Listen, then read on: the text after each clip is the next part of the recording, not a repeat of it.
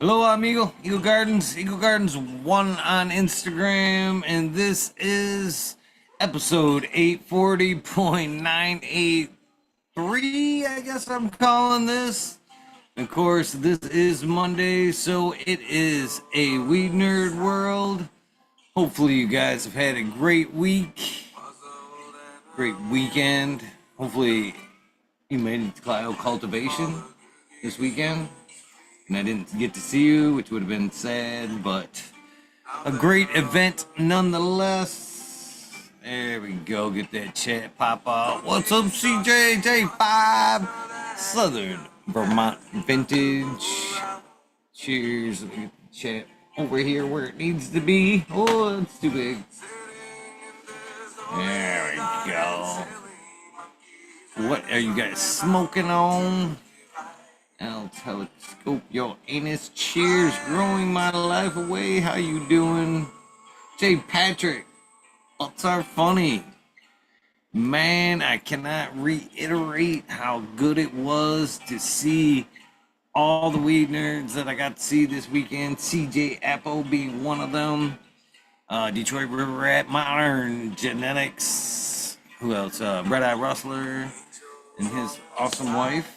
And who else do we have there? Of course, Mr. Brett Anderson, always amazing to hang out with you. Miss Angel.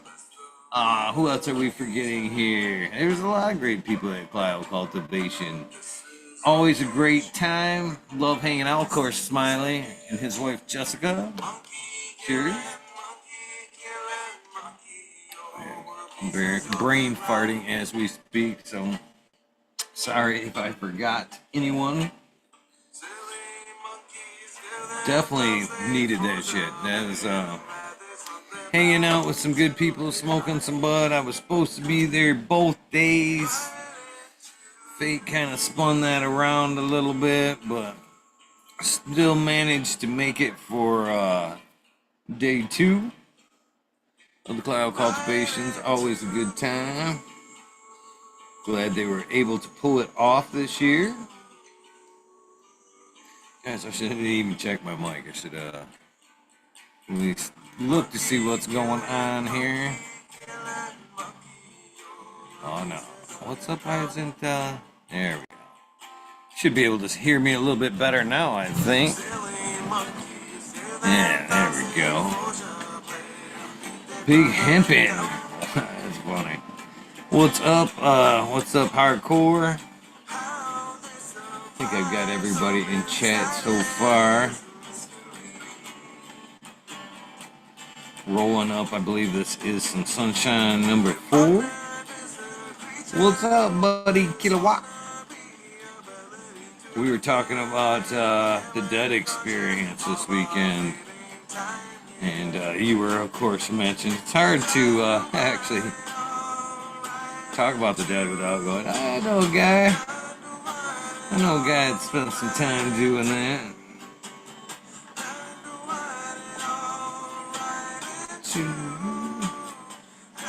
So, enough of my weekend. How was yours? What are you smoking on?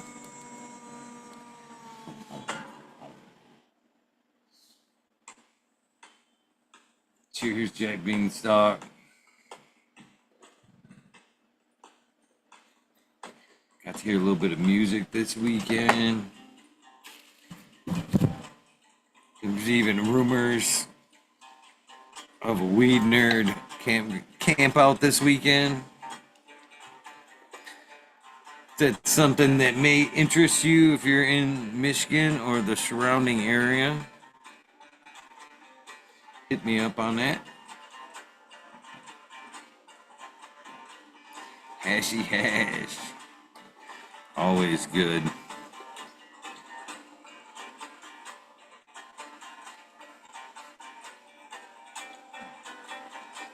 I see me, Kevin O'Donnell. Cheers to you. I see an eye. Oh, see an eye. Catherine the connoisseur, cannabis connoisseur. You know, you have a Michigan twin, and she works at my Walmart gas station. Every time I come out, I go, that lady reminds me of Catherine. Same demeanor, same awesomeness. Hopefully you are doing well. I'm doing pretty well. Thank you for asking.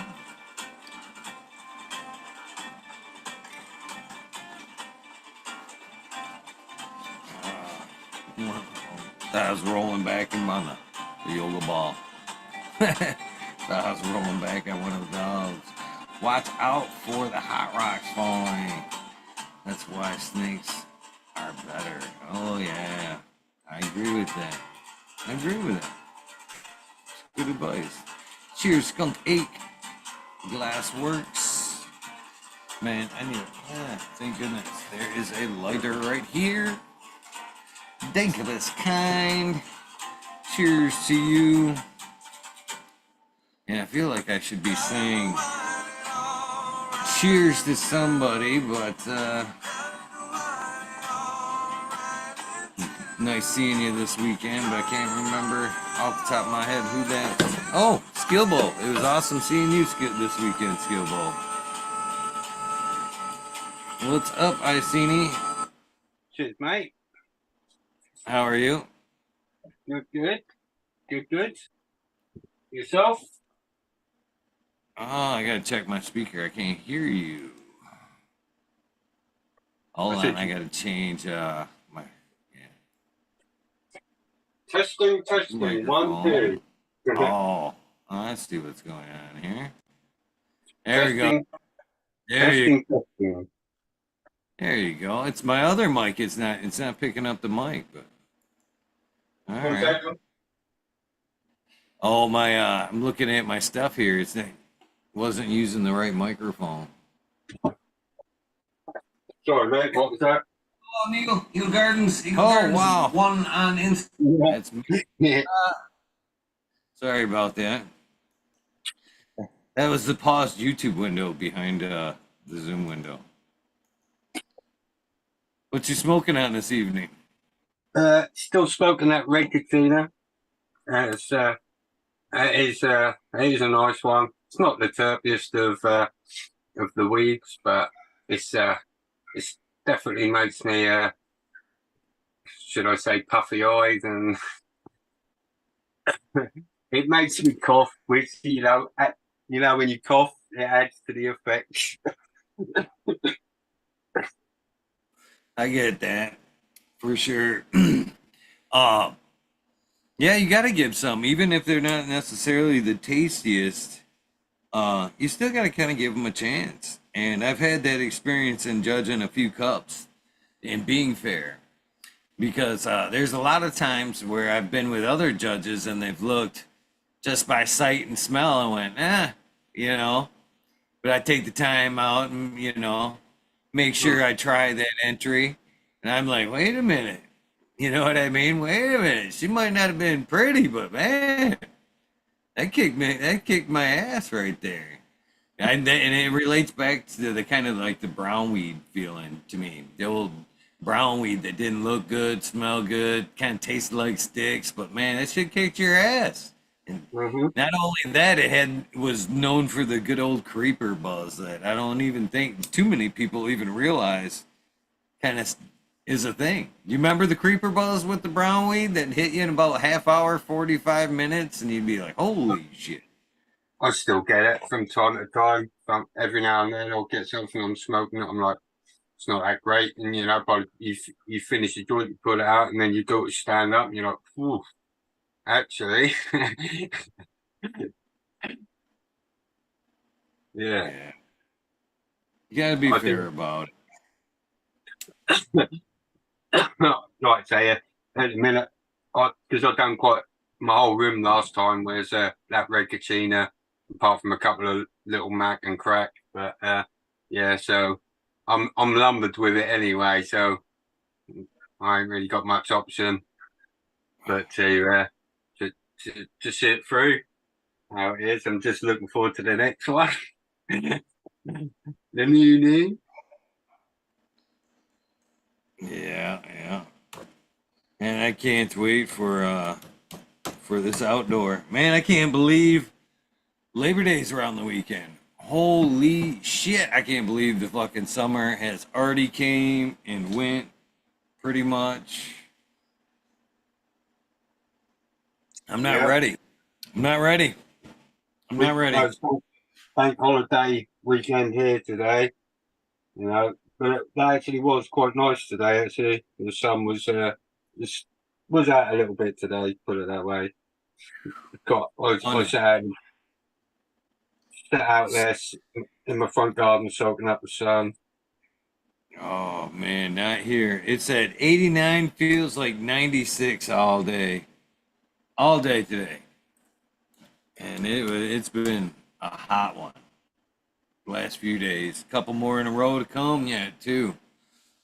Yeah, we've got a heat wave coming. They call it an Iberian heat wave or something like that. I don't know.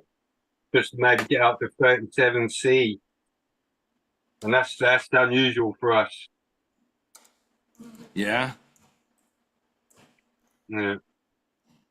Normally sort of like our highs generally peak out around about 32. 37, people are going to start having their episodes and being, sort of like getting dehydrated and shit. And that's when you have to watch the old people because they're just not used to it. Fuck that dehydration. I think it doesn't just apply to old people. I think it applies to a lot of people these days. My age included, me myself included. I try to stay hydrated, but it isn't the same, as drinking just water. I get a lot more muscle fatigue, a lot more cramping than I think I should, and I think that's my teller that I'm dry. I'm dry. Yeah, electrolytes, that they'll help you out with that. Electrolytes and magnesium for the muscle cramping. Yeah, have an Epsom salt bath every 3 days or something like that. 500 grams of Epsom salt in the bath. Have a good old soak in it for about 30 minutes.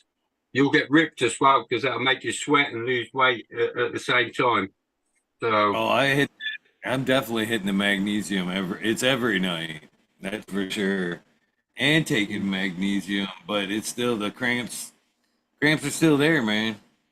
I literally still in the middle of the nights I haven't ran in weeks, and I'm still getting fucking calf cramps, leg cramps in the middle of the night, man. They lock right up. Still lock right up. Still fighting it.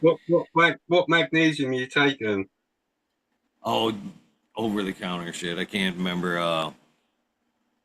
It's the shit that they sell at Walmart. It's not the expensive shit. I can tell you Yeah, that. you want something like that. If you can get a complex of magnesium with sort of like three different types or something, but you want to aim for magnesium glycinate because that's the most bioavailable one, and the glycinate part that breaks off is ends up as glycine, which is also an important amino acid. So yeah, magnesium glycinate is the best one. No, I take magnesium glycinate. Right, it's got magnesium citrate in it as well, and something else. Magnesium, I can't remember, but Certified old guy, which I like that name by the way, says yeah, teaspoon of Epsom salt. That'd clean you out, I believe, if I remember right. yeah, that'll make you shit. You can do a flush with the old Epsom salts and olive oil as well at the same time. Yeah, that's one of those funny things, man. Magnesium is a fine line of what you need and an overdose there. Not an overdose, but clean your system out. Let's put it that way. Different forms of magnesium act in different areas of the body, like magnesium threonate. That goes across the blood-brain barrier. I'm having a bit of a whitey one.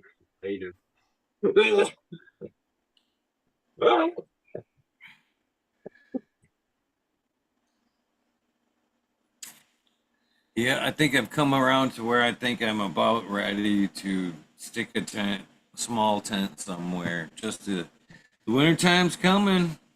Winter time's coming. You gotta get that indoor going at some point, right?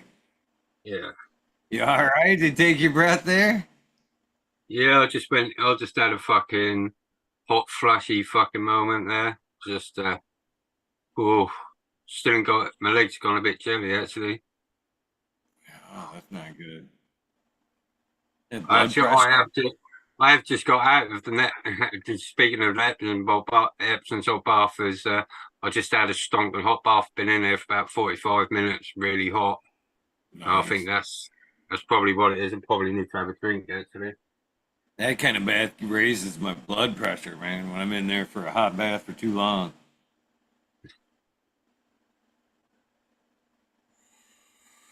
I see Mr. Tao in chat. It's been a long time. Hopefully you're doing well. Mr. Smiley, I got to see this weekend. Cheers to you. Brent Anderson as well. Electrolyte Complex. Yeah, I think that's probably what I can actually do. We were saying, it's funny how we spoke about it, and then we're just having that shaky fucking moment and feeling really, I reckon this will sort me right out.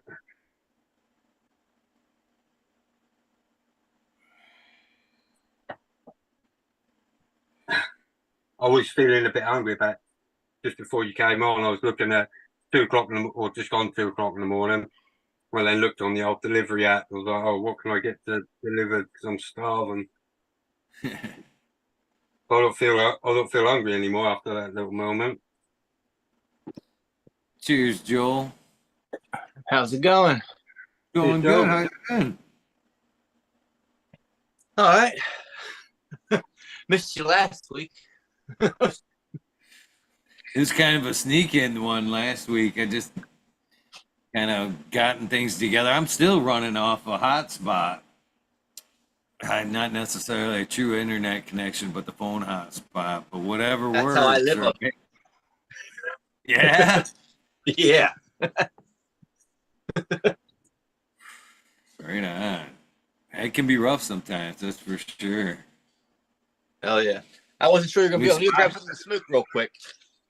Have a smoke with you. I wasn't sure you were going to be on or not, so I just popped on here. I'm going to grab something roll up.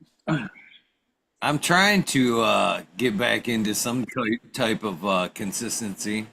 No way. What's up, Tao?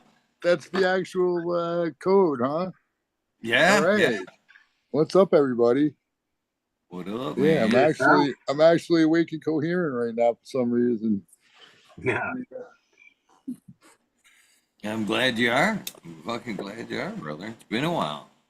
Yeah, it's been way too long. Right. But I got I had plants inside. I still got plants inside, but I didn't flower out anything inside. But I had these. I threw some seeds into a container, like these Roundberry by Cheesequake, and I put them in the backyard.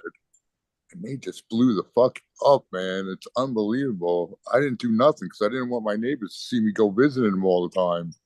And I thought they would blend in pretty good. But they like grew 6 inches yesterday, it seems like. And I'm a little nervous. Yeah. Yeah. But I'm just going to say all we have to fear is fear itself. And I'm going to ignore it. And until it's time to be taken care of, you know what I'm saying? Right.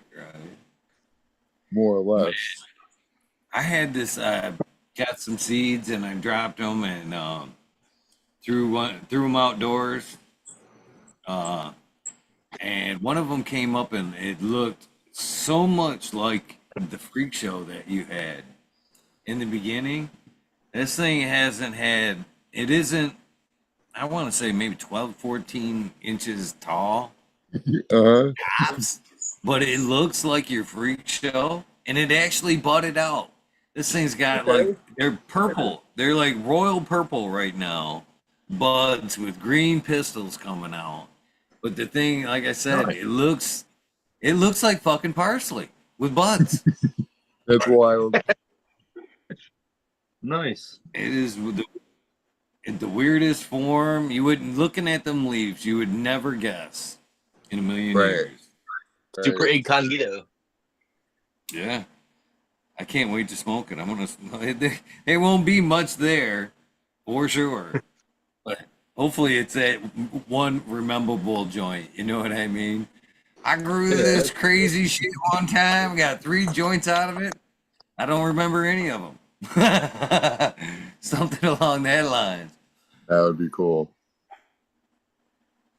Yeah, that freak that I had, I tried re-vegging it and just died in the container. Did it ever bud? I don't know what it did. Whatever it did, yeah, I don't know. No, it never budded really. It made that freaky growth from when it was in veg.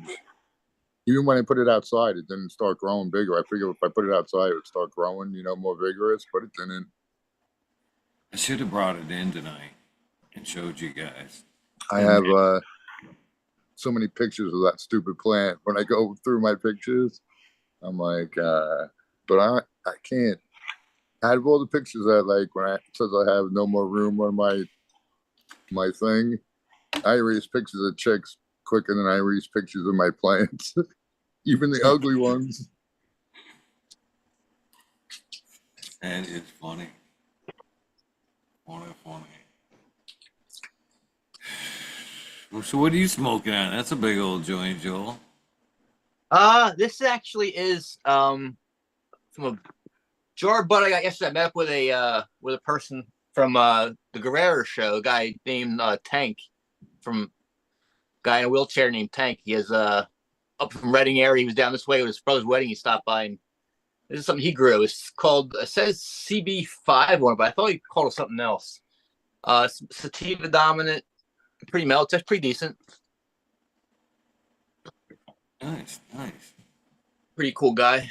He has his Instagram is like Tank Adventure. He does all kinds of like fishing and all kinds of outdoor stuff. So he has one of his wheelchairs like got a tank treads on it and stuff. So he can get out there and go venturing off road still. Is that the moon I seen? You outside? What's it taste like there? That's a nice smoke. It's not too strong. It's kind of a mellow. It's good. I had a little early this morning. It was it's not being too strong. It's actually good to smoke some and actually be quite functionable afterwards because it wasn't just a mellow, happy feeling bud. Nice.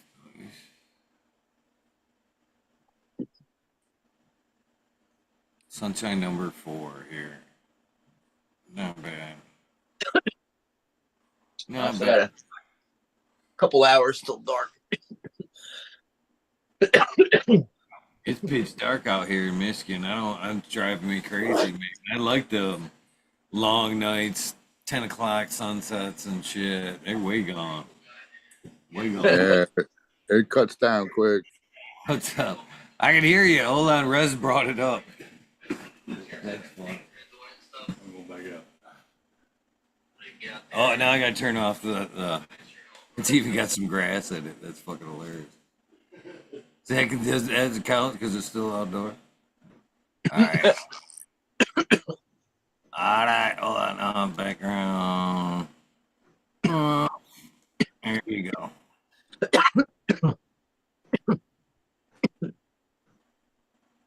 What is that? That's that plant. Oh, okay. Does it have grass growing out of it? Maybe it looks like that. There is growing grass. There is a big old hunk of grass right there. And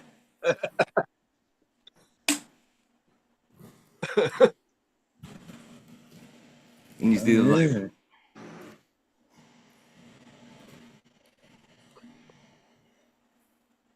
Yeah, but she's been freaky since, I just let her go. I didn't even think she would bud.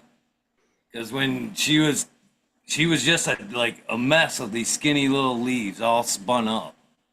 And then when it started to go in flower, it stretched a little bit and fucking I went, well, what the fuck? I'm gonna let it go and see what it does. But yeah. It's a weird one. I've never seen anything like that. Super skinny leaves. Pretty Is it wild. just flowering outside by itself, or do you start it off indoors at all?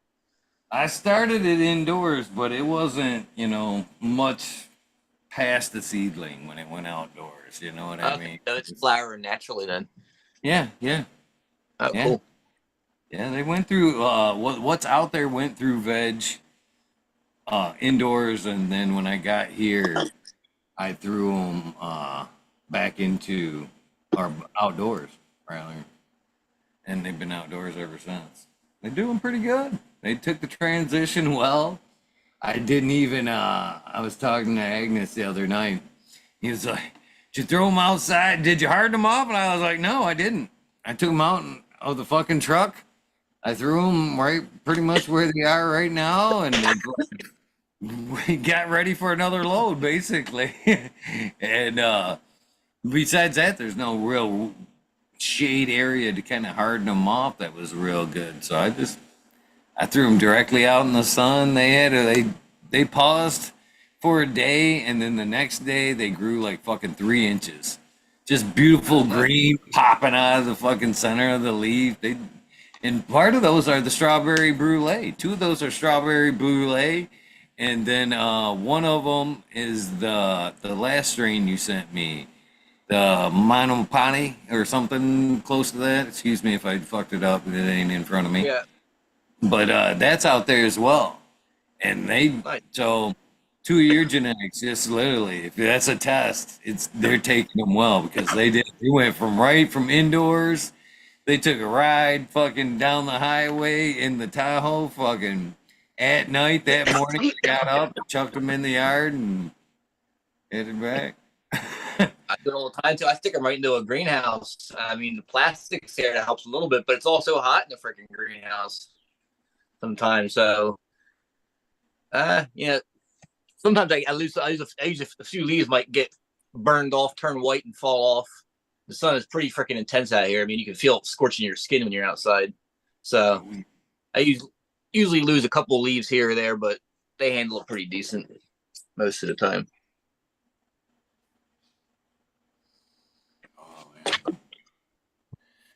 Now I'm dealing with freaking leaf septoria in my property right now. I see a lot of people My complaining outdoor about plant that. volunteer got it. It's the first year I didn't put HEPA filters on my greenhouses because I wasn't making seeds outside at all. So 2 of my freaking greenhouses have it in there now. I'm all just fucking sucks. So I'm just dealing with that. I'm picking leaves off pretty much. Scrubber all down at the end of the season. Is that part of the process of defense? It's going to need to be all cleaned up. Then I'm going to have to even go through. I'm seeing I have some rust spot, which looks similar to the leaf septoria on my citrus trees. And I've seen a couple spots on a couple of my other trees in my orchard. So I'm going to have to go and make sure I rake up all the leaves off the ground. And then I'm going to go with a copper spray and spray all my citrus trees, spray all the other stuff. Any compost piles, spray all that shit down with. The outside, any kind of leaf that might be around, I got to make sure I basically all that material has to go get to the burn pile and get burned up too. So I try to eliminate all the spores I can. The biggest problem I'm having is I have my property itself. It was like it goes into the woods, and there's my property ends and there's more woods as it goes in there. So it's just and it's moist a lot. So it's out there. It's creep back in my property. I think I see it here and there, everywhere. So this might be a thing to keep up with. Put filters back on my greenhouses next year again, whether I'm making seeds or not. It helps a lot.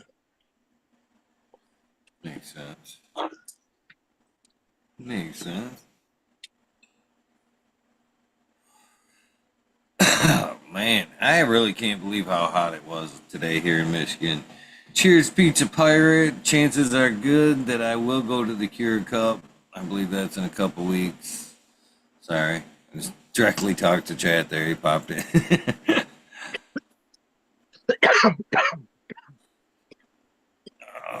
It was nice to get out and go to. So, well, I guess that's like the second event this year, the Clio Cup, and I believe that the Cure Cup is, which isn't. I would have probably normally maybe limited some of the events, but man, where I moved, there's a lot of venues close by. So that one's not like 13 miles away. So I think I'm gonna no excuse not to hit that one. Let's put it that way. So I think I'm gonna head out there next weekend.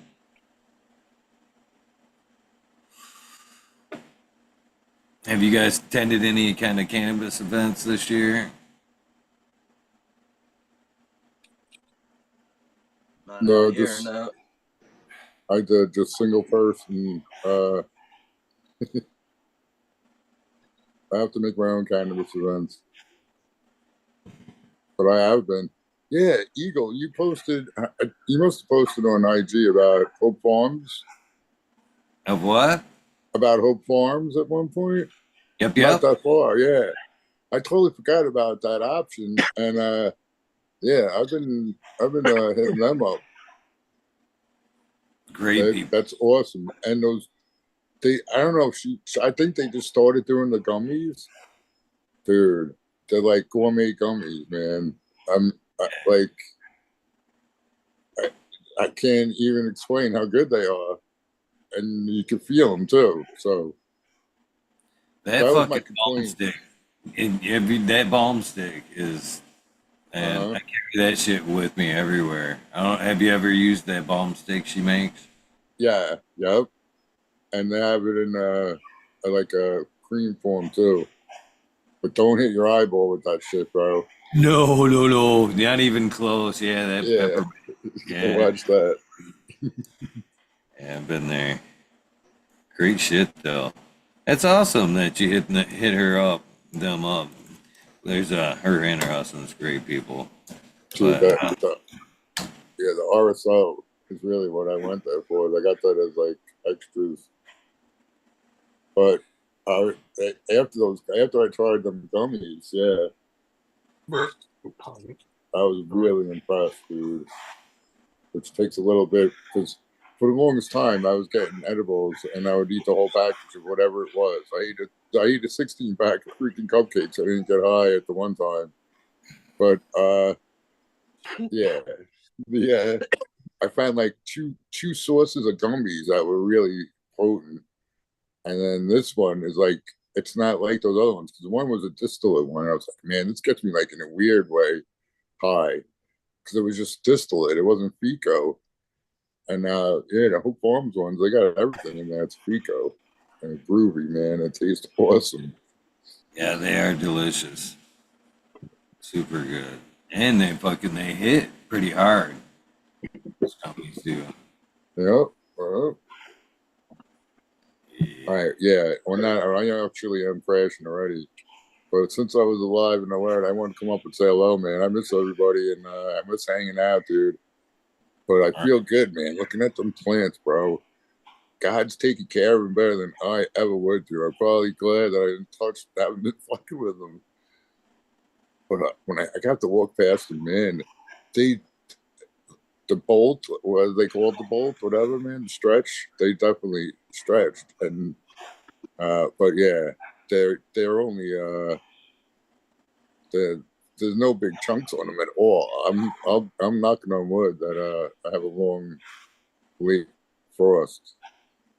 Is all I can do at this point. But just looking at them makes me in a better mood. Yeah. Man, so you got to pop in. Is it a possibility of popping in again soon, or is this a happy fluke? It's pretty much a fluke, man. I'm usually passed out. Sometimes, Yeah. like, yeah, you never know though. And Right. yeah, if I get even if I manage my time better, I probably won't be around. But who knows, man? I'm working on getting out of the situation, so we'll see what happens. Yeah. Where would Yeah, you go if you got out of there? What would be, you know what I mean? Where would, yeah. It would have to be somewhere where it would just be like as many no plant count.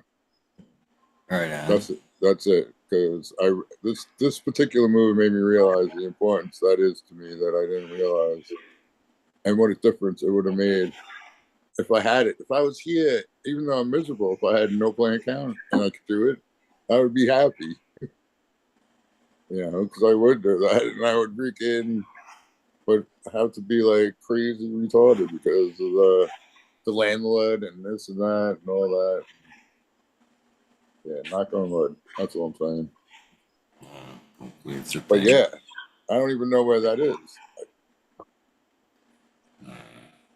Is that states with no plant grounds?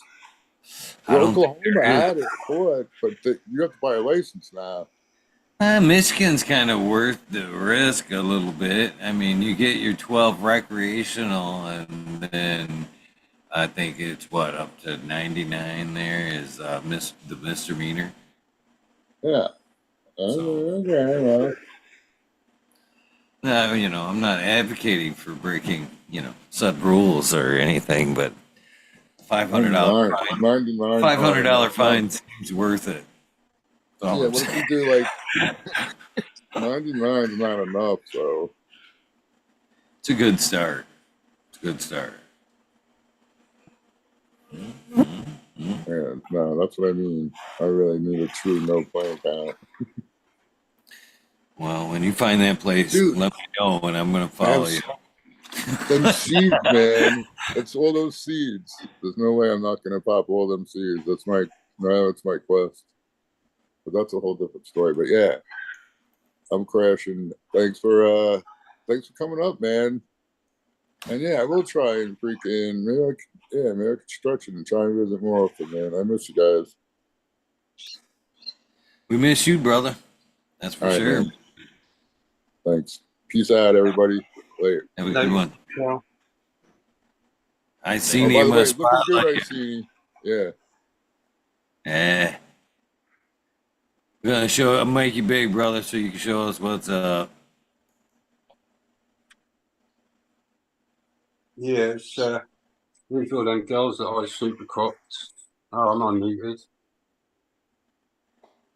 No. Oh, there you go. I thought I was muted then. Yeah, these are just the 7 blood diamonds. They're 3 foot tall when I brought them in there, and they had quite a bit of internodal space, and I weren't going to be happy with if I just flipped them out, how much I'd yield off them. So I just super cropped them all over on the second node, done a complete right angles and tied them all down. So there's 7 is 3 gone one way, 4 gone the other way. So but it's like a scrog, but without a net. I'm just going to wait for all the new tops to come up. Probably two nodes, and I'll top them all again. I'll put a little bit of work into this. I suppose it's canopy, and I'll fill it out. I thought, the extra little bit of work will pay off in the end. Yeah, I think everyone was a little bit surprised when I just come and sort of like just bent over 7 plants all at the same time. No. It's only going to take 2 weeks at the maximum to get over it, and I'm going to I'll just double the amount of the tops I'm going to get off it with just doubled the yield, basically, just fucking super cropping it once. No. But yeah. Healthy. Sorry? They're looking good. Yeah, they're just now starting to recover. I think I was there. It's not even been a week since I've done it. The knuckles are now starting to form and heal up. They want to stand up today. I noticed they were wanting to grow upwards again, so I've just now sort of like anchored them all down to prevent that from happening. I also chopped all because when I laid them down, I just left the growing tips on them, and I should have removed them when I laid them down just to encourage the branching, basically remove the tips, going to encourage the branching. So I should have done that a little bit sooner. I only done that yesterday, so it's another little bit of a stressor. She looks like one of those ones you let her go straight up, and she's super leafy. You know what I mean? Just kind of creates that moist area. Yeah. I'll come and defoliate once it's all. I've just left all these the old leaves on and stuff, just whilst it all recovers and stuff. But as soon as they're all, as soon as I can see this is looking like it's wanting to grow again with some vigor, I'll come and strip all the old leaf back and just concentrate on the new growth. Because the old growth I did I sprayed with neem and shit anyway, so ain't gonna bother me too much. Just get rid of it. You're not on the no neem phase. A lot Oh, of fuck. people these days are like fuck neem, but I have no problems using neem and veg myself. Yeah, exactly. I mean, you got. They say 6 weeks, but you know, if the minimum you're going to be in flower is 8 weeks. If you're doing it in veg, it's no problem in my opinion. You know, no one wants to be using it in flower, obviously, because that's just a silly fucking move. In my opinion, it's you got to know how to use a tool. It's a tool. You just got to know how to use it. Right, I agree. Yeah, there's no problem with I that. agree. So I kind of mumbled this under my breath during the after party thing at Cloud Cultivation, but Yeah, I'll offer you I guess that. Mr. Rez and Mr. Smiley decided well, put on the table, I should say, the idea of a Labor Day Weed Nerd World or Weed Nerd kind of camp here at the Blueberry Farm. So if you're in Michigan or the surrounding area and you would like to come hang out and camp, just straight up camp, you know what I mean? Campfire, hang out, smoke some doobies, eat all the fun camping stuff, you know what I mean? Hit me up and let you know where you're going or where you're thinking about going, rather. And yeah, just kind of a whimsical kind of thing. So don't know what to expect or what way it happened, but we've got some room for some people to throw down some tents and a campfire pit, and we're willing to see where the fuck we go from there. It's kind of, what's that? What's that, Wish I was brother? sounds like a good time. Me too, brother. I wish you could come. Ohio's not far. That's not far. Shit, I just drove almost 3 hours to that last event, and that's not nothing anymore. As I've gotten older, man, like you would have hit me in like my 30s, I would have been like, I don't know, 3 hours. You know what I mean? My age now, I'm like, fuck, man. Couple of joints, sunny out, radio, fuck, let's go. You know what I mean? 3 hours car ride ain't nothing anymore. So I like traveling, getting out and seeing some shit. Do you have, how has your luck been with the peat pots there? Iceni? I Yeah, have 50-50 luck with them. I think they stay soaking wet for a long time, which I'm kind of not on the fence about. But that screen never seems to break down, though. I think the roots I'll fighting remove through it that. I'll remove pushes that when them I up. put. Yeah, I'll remove that script, the shit around the outside. When I pot it up, I'll just snip that and peel that off. Uh, but the way I work with these anyway, these are peat, not cocoa, and I use boiling water to expand them, and they sit in a tub with boiling water. You can't pour boiling water on them because they'll just fucking disintegrate. But if you pour it slowly down the side of your container, that sterilizes them as well. You know, you pasteurizing them. So if there's any contaminants in there, the boiling water is going to do the job for you. Then I inoculate them. I'll inoculate with them with what I have the greenhouse enhancer, but that's basically a trichoderma, bacillus, subtilis, and some other good shit. Basically, that's gonna what I call seed priming. You know, there's different versions or different methods of seed priming in the industry. You can do it chemical, you can do it biological, and I can't remember what the other one is. But there's three different types, and I like seed priming because it's going to give you the defense against your pathogenic molds and stuff, which would cause you a problem, like you said, if it's hanging around being wet too long. But because I've got the stuff in there that's going to outcompete anything like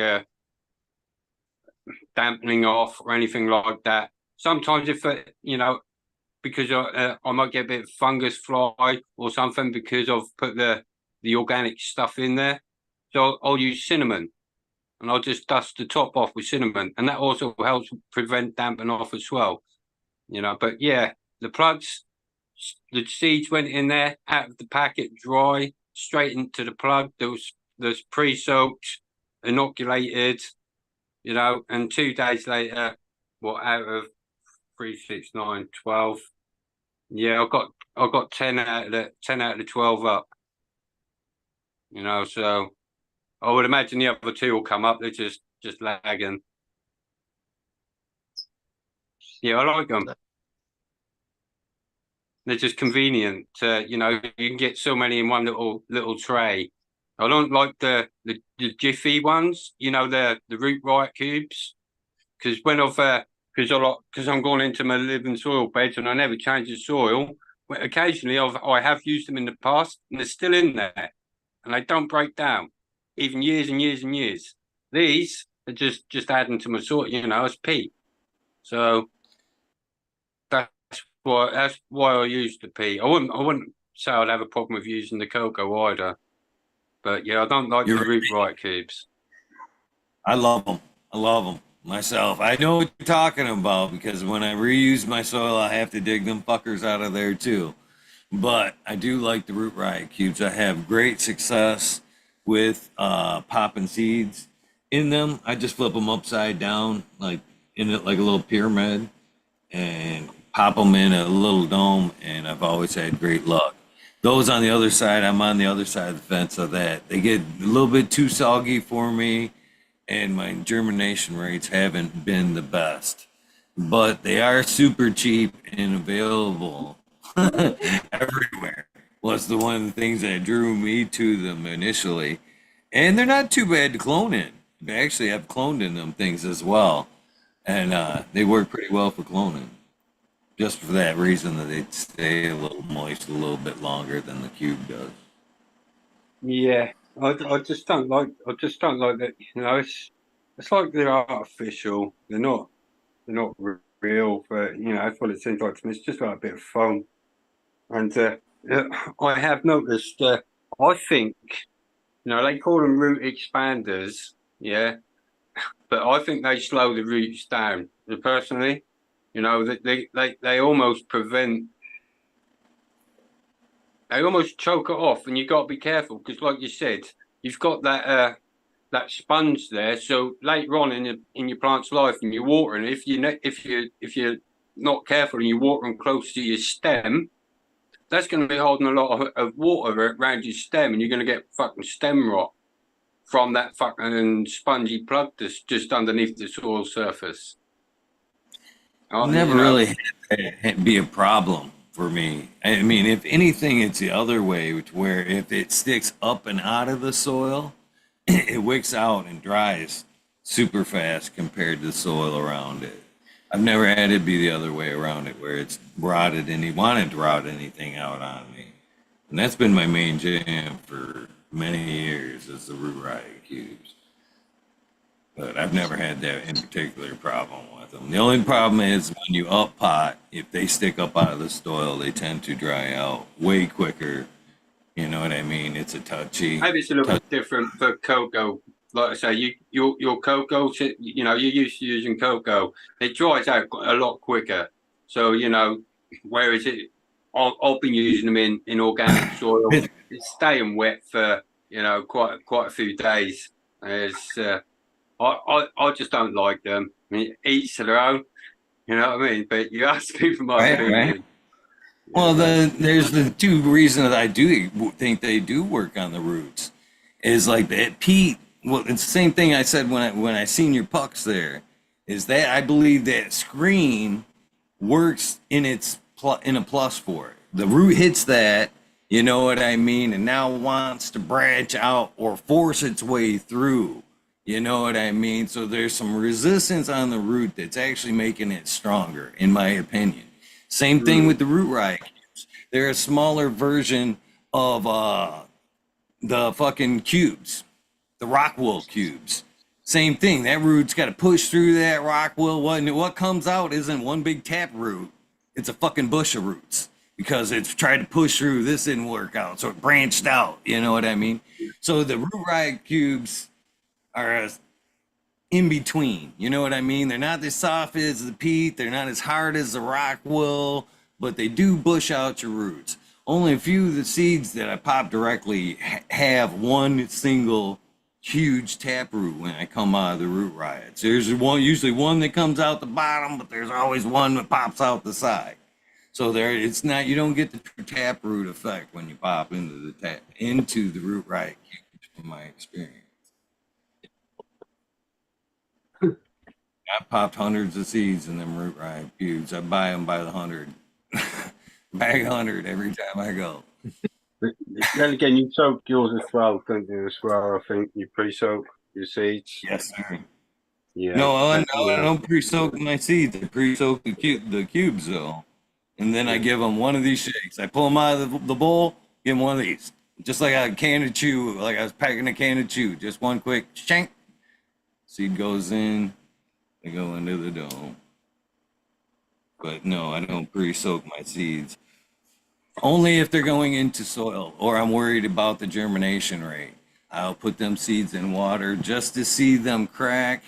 Then I'll put them in a pre-moistened soil, drop them in, just barely cover them and let them take off from there. But that's a rare, only if they're going to soil. I'd never go straight to soil. Never, ever have I went straight to soil. From the cup, pop. I do all Yeah? I pre-crack them first and go right to the soil with them all. I actually go to the towels that are wet about 36 hours. And if I open them up, about half of them are cracked and they all go into the soil. I don't even wait for them all. I put them all in. I just start chucking them all in. How do you guys feel about that paper towel? I think I heard you just mention it. You know, sometimes I've let them go too long when I first initially tried the paper towel route. But then I pull it apart and I see them like pulling away from the root there. And I feel like I'm already doing damage. The 12 hours for sure. I can give them the first 24 hours, no doubt. And then I start checking morning and evening for them. But usually once I see that I'm about half the seeds are cracked open, then it's time to move. Otherwise, exactly, those other taproots will keep going and start waiting for all the seeds to crack open. Yeah, So I just go right now. But the whole idea is, for me, it's easy to keep them. I can have like 15 different strains all in bags that are all labeled. It's easy to keep everything organized and pull that bag out, and 20 seeds of this strain, 20 of that strain. It's just easy to keep them together that way. If you put up your plant with the paper towel, if you cut around it, I can't see. It's not too much a problem. Yeah. Obviously, the issue is when you're pulling off the paper towel and you're pulling off those microfilament roots that are attached to it. You want, this is why I like it straight into the soil, because you don't damage them roots. Yeah. And I love seeing that big fluffy little pom-pom bit. You know, I don't want to think half that is stuck to the paper towel. Yeah, I agree with that. 100%. So do you think even in that peat, if that root hits something, you're still kind of, have you messed with that taproot vigor? You know what I mean? Has it hit the bottom of the pot and started circling type thing? Or are you going more directly to the pot? Would you normally go to the pot and just try to let that taproot go? I think, and again, if I'm outdoors, I think that it's key, but I think there is a lot with that natural taproot vigor, letting that thing go as far as it can go. You'll get a bigger plant for sure if you let the taproot go down, because I think that the further down the taproot go, the taller the plant will be able to stand up taller. But in an indoor sort of situation where you're doing perpetual and things like that, you ain't got room to be putting. You can't be putting that insuring your taproot, unless you bang on with your timing or whatever. But normally we want half plants that are pretty much ready to flip. Well, I do when I move them from one room into the other. So yeah, the taproot's already fucking circled around in a pot by the time it gets in there. I'll just loosen them up, So, if I see they're really bundled in there tight and stuff, I'll loosen them up. But generally, I can't go into put my seeds into my soil. It's too hot. They'll just wither and die. I need an established plants will only go in my pots. Because if not, they'll just it's too much.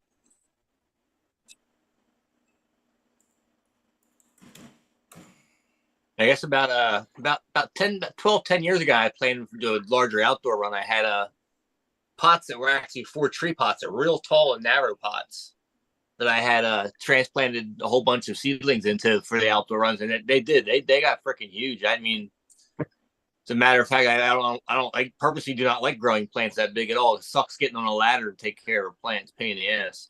So I used them once, and that was it. Cause I definitely had some big ass plants out there. They were just too big to take care of without jumping through hoops and all kinds of shit like that. So I prefer me about 6 foot tall is good enough.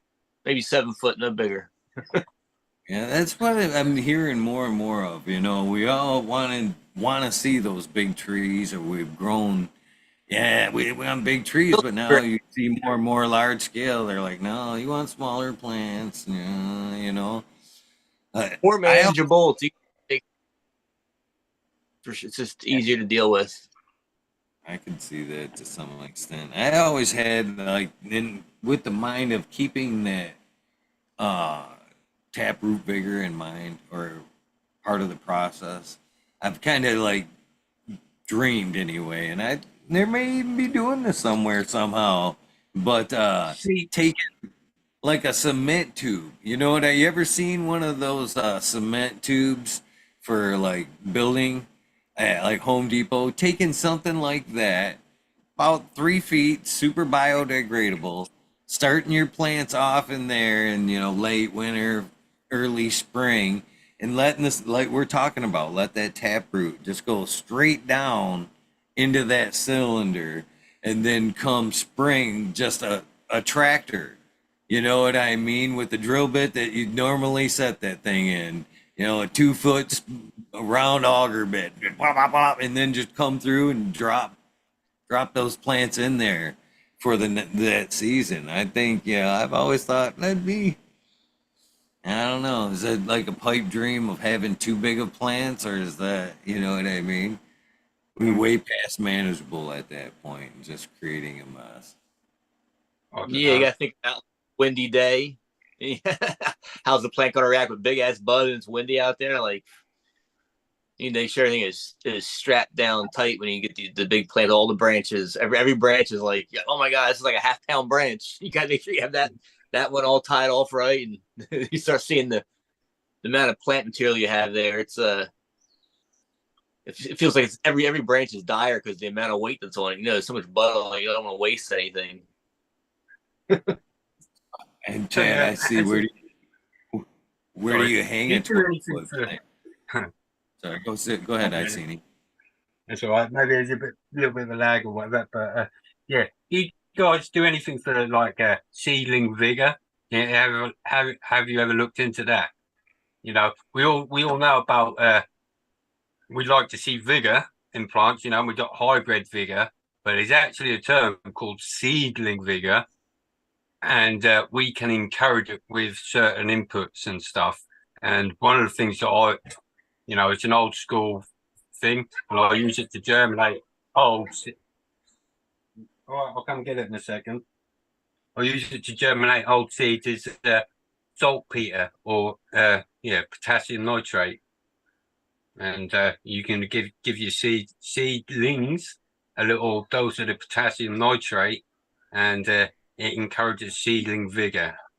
And you'll see when you see that you see them plants that you germinate, and you're like, fuck me, that's just fucking awesome. They're just growing strong. You can see that the chunky stem to forming on the before it's reaching the second node and everything. They're all nicely stacked and everything.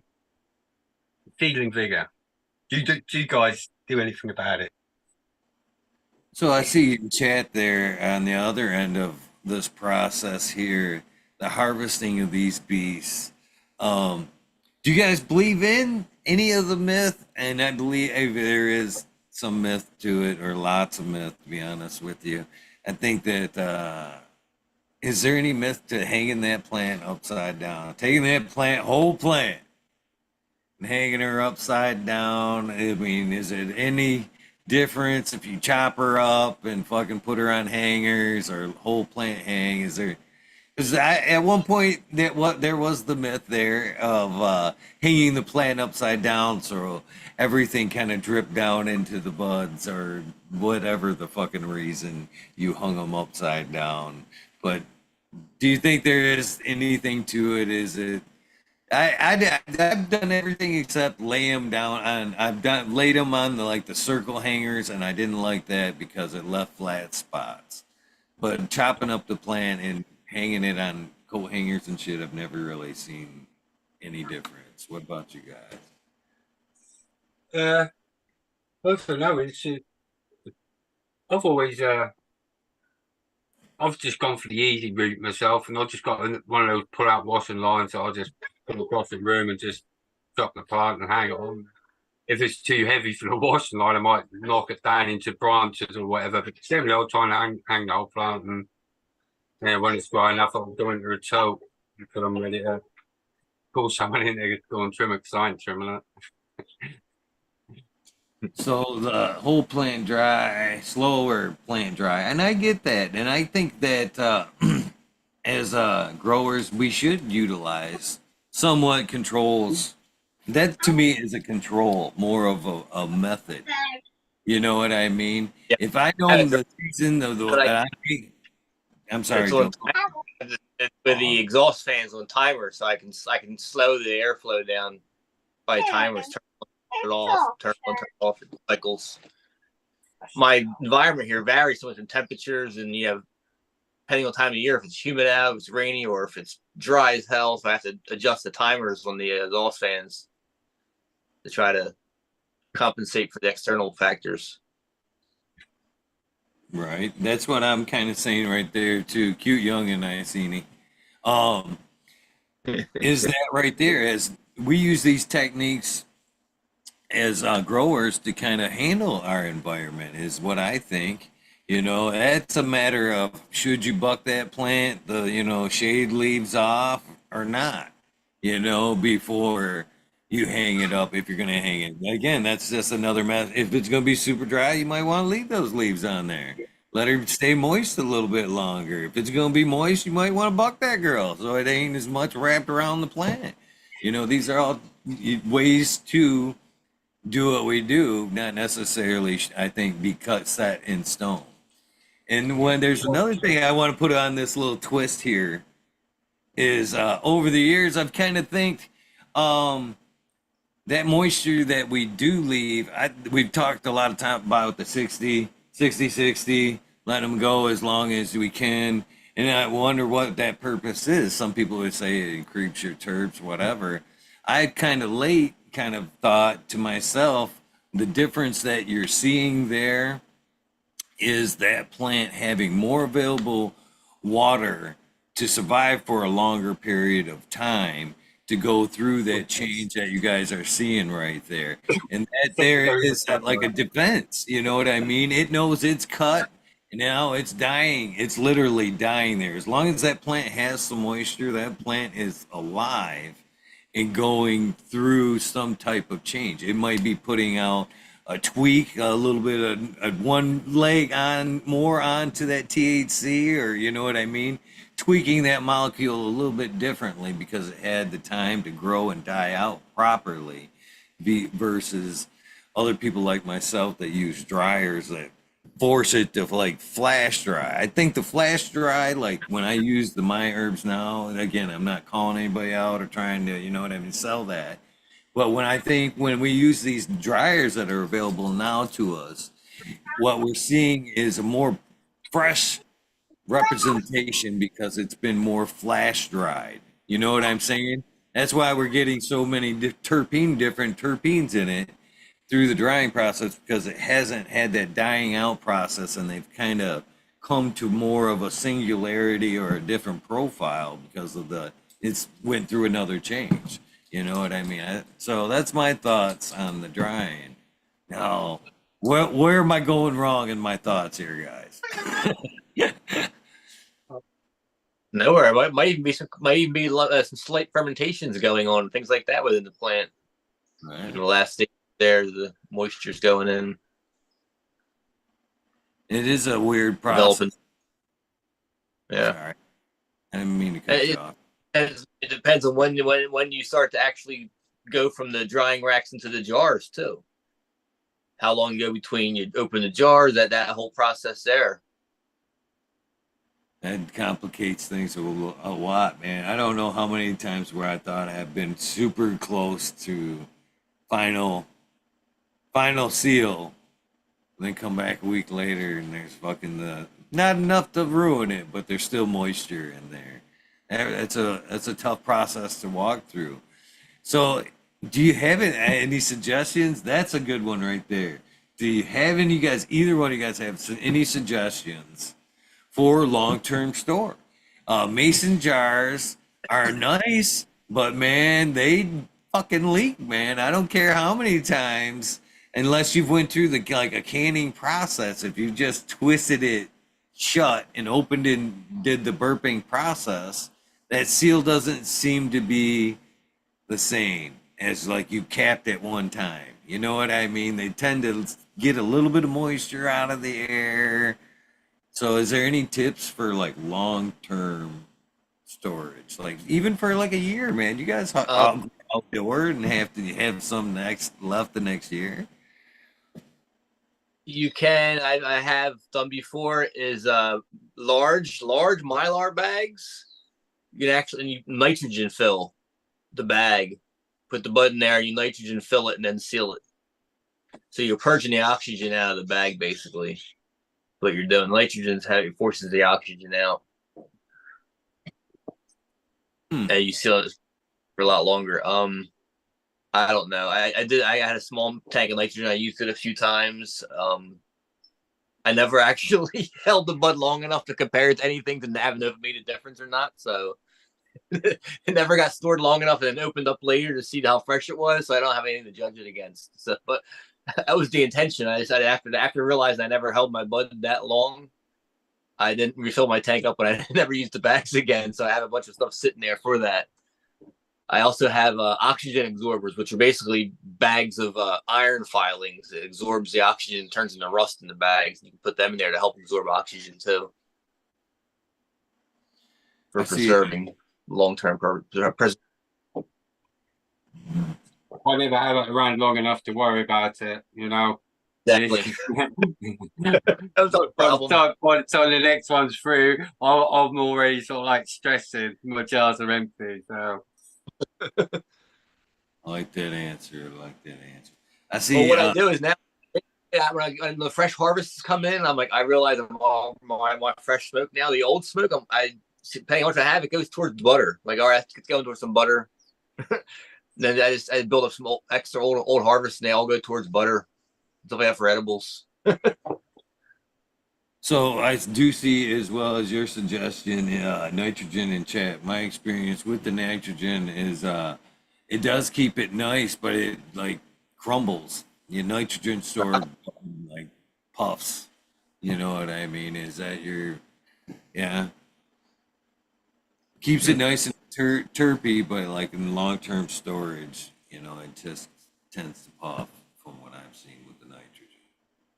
Is that not your experience? Well, I never stored it long enough to have any to see that, so I don't know. Right on. What about the bags? Have any of you guys used the bags, the cure bags? No. I use like small, like square buckets with twist top lids. They're rubber gasketed. Right on. Fit about a pound and a half in one of them.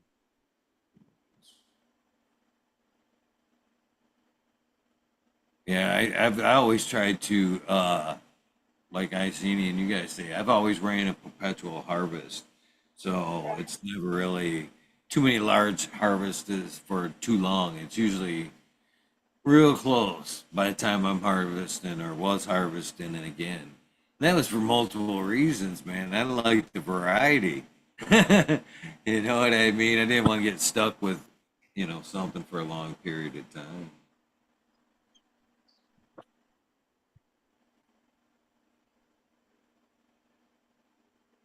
Just reading chat here, Caribbean. Hey, right here, Old just the school. bale top. Yeah, that's what I like the best. That's probably my preferred and most used type of jars. And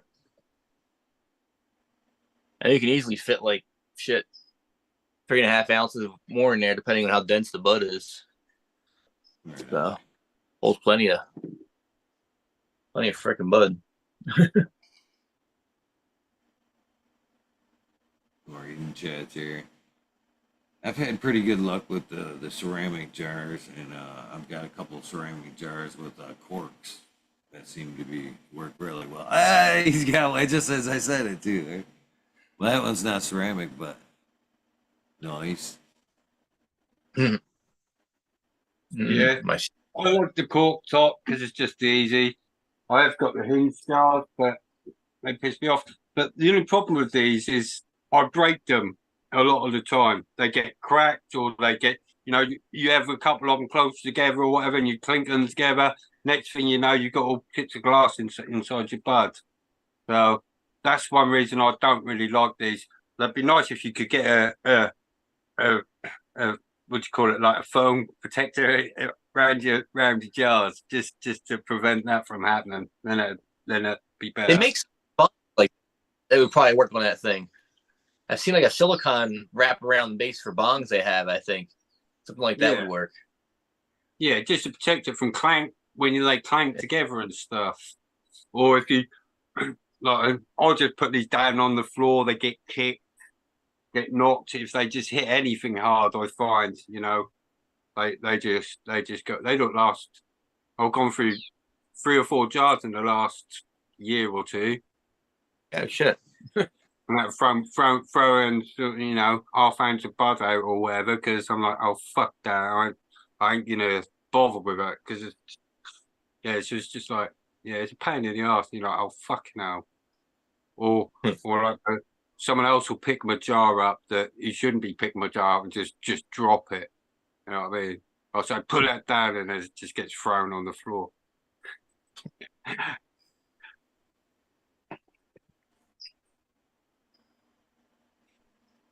I've had some pretty good luck with. I had gotten some jars from again Plant Herbs Now there that were pretty good for a while. They had a little pump on them that sucked all the air out of them and had a little lock.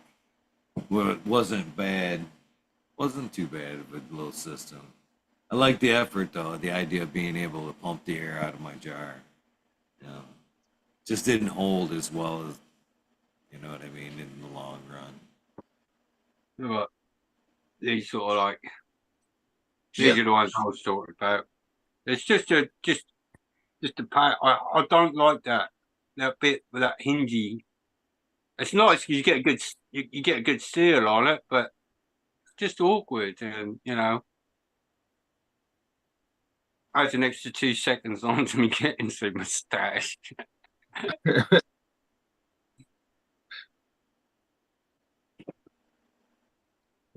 So anything new in the breeding chamber there, Joel? Well, not really anything new breeding yet. I mean, I got some basically a bunch of seed starts I just got going now that I'm not even hunting through or anything. They're just for basically harvested in early December for some holiday smoke, some fresh smoke for the Christmas indoor. So I got that one, but we do have a killer sale on the website Genetic Supply right now for Labor Day, which is kicked off, which is Labor Day 24 is the code for 24% off everything on the site. And that on top of that, I already have all my lethal injection menus are already 35% off. So you can double that up on top of it and get more than half off of those things. So Nice. Other than that, I mean, I'm going to be doing Colombian work basically going for F3 and then working the F3 line in with some hybrid stuff afterwards. That's coming up this fall. And I'm still working my OG line with stuff right now. So I'm actually hunting through some more OG stuff later this summer. I'll be starting some more to look through and make some more selections for things. But that's more kind of in the winter time. By the time I get through making the selections and getting plants back ready for another seed run and stuff, so I can make some stock to play with. So we're already into the winter time already. So I'm glad to hear the Labor Day sale, but I'm so sad. I literally can't believe it's a thing already, man.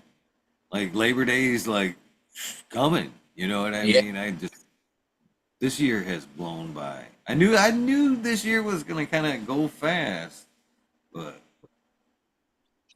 too fast. We're in store crazy fall too. It's going to be fast and furious. I guess what I'm gonna say right now is fucking I hope the winter goes by just as fast. No long winters. I hope the winter flies right by. Oh yeah. I haven't been enjoying the winters, but they haven't been too bad. Last few have been pretty snow free. But Mine just either we get rain or it's dry. That's the two things. We were wetter this year and a little colder, but as far as us being cold, that means sort of some days aren't quite 50 for the highs. But most days we're still in the 50s at least. So we rarely get any more than a heavy frost in the morning. It's not like you get a hard freeze. Yeah. I can't really complain about winter as much. Man, I gotta figure out what I'm gonna do for my outdoor, man. I'm never really had a full crop that I wanted to go the distance. And now I'm, for one, way out of my element. You know what I mean? And it's if I've learned anything in my last few years is fucking your environment can change so fucking much in 10 to 30 fucking miles. Most states you think these regions are like, Michigan, same region. Fuck no. Fuck no. I've lived in a few different spots in Michigan the last few years, and the environments aren't the same. This isn't lake weather. You think what lake weather would be like, more moist and humid? But where I'm at right now, we have some moist nights, man, moist mornings, and I'm worried about that as we come into flower season. If you have outdoor going on, no matter where you're at, you need to look at your long range forecast, plan ahead, have an idea what's coming 2 or 3 weeks down the road. Even if they're wrong, they're usually not that wrong. They might be off by a couple of days, or the temperature's not quite the same. But usually, if it says in 3 weeks you have some kind of big storm coming, chances are something's coming, some kind of wet's coming or whatever. You're going to have some kind of weather to deal with for sure. So keep an eye on the long range forecast and plan ahead. Get some little pop up tents, shit like that if you need to. Make sure your branches are tied down; they don't get broken by the wind. So, like, do any kind of me and Rez sprays before you get rid of the flower. Me and Rez had talked about today. I got like a canopy that I could put over them, as the fall sets in a little bit. But how, is having just like a roof over their head, you know what I mean, enough? Or is, like I had suggested, that it drops down, you know what I mean? You could drop it down so it would be, right closer to the. Does it matter?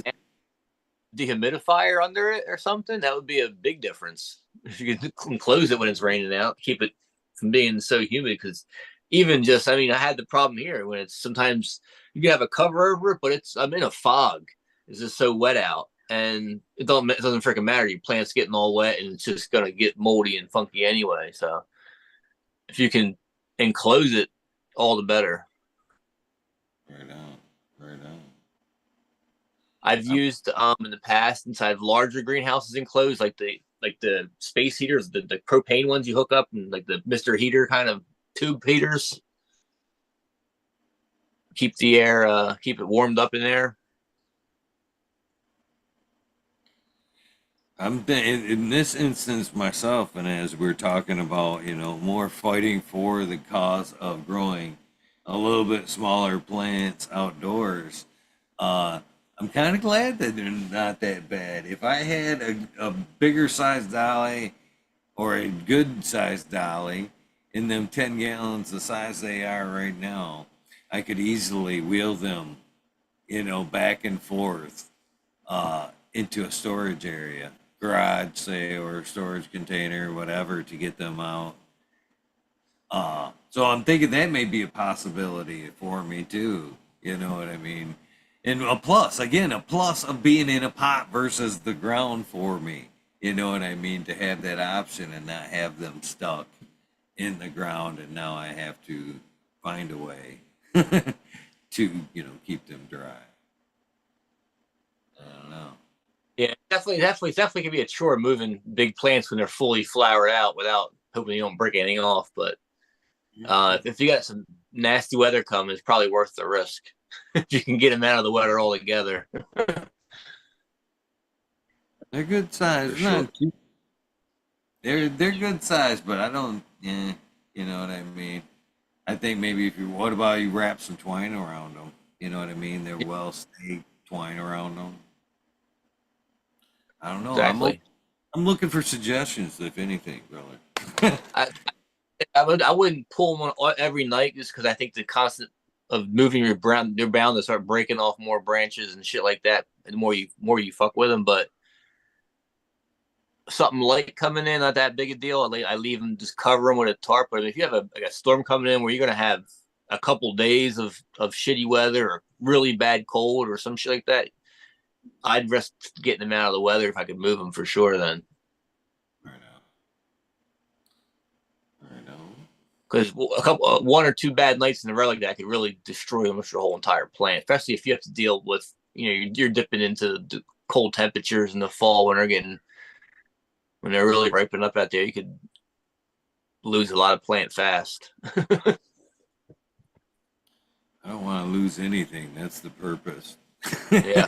That's why I'm asking. I don't want to lose shit. Exactly. So I've heard, I see in chat there, a lot of guys near the lake use leaf blowers. I've heard, again, plus and minuses on that. Some say it drives that moisture deeper into the bud. Some say, fuck you. What are your thoughts? I've heard, all kinds of shit about the outdoor. People going out and shaking them every day. Yeah, I'm a shaker usually. Just knock the water off.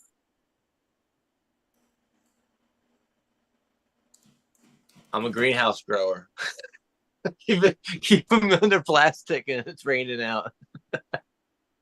I'm looking to expand my knowledge more into the outdoor. That's for sure. I've always kept my shit indoors, lock and key, safe.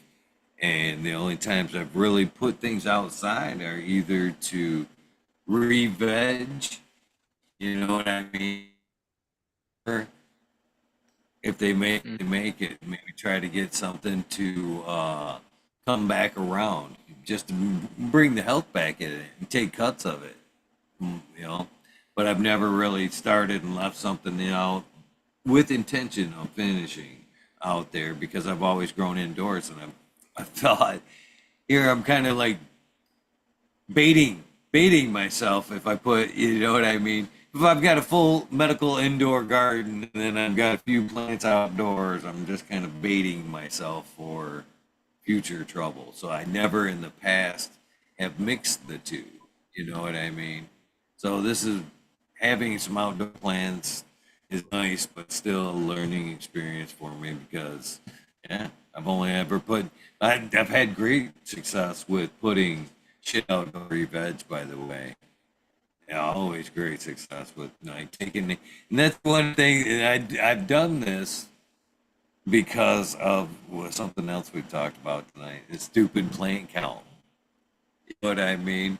So in my thinking, I've been watching especially when I first started under the being a caregiver with the thought of possibly being inspected, somebody busting in and counting them plants made me kind of be tight on my plant count for a few years. Then like a lot of growers, they got more lax,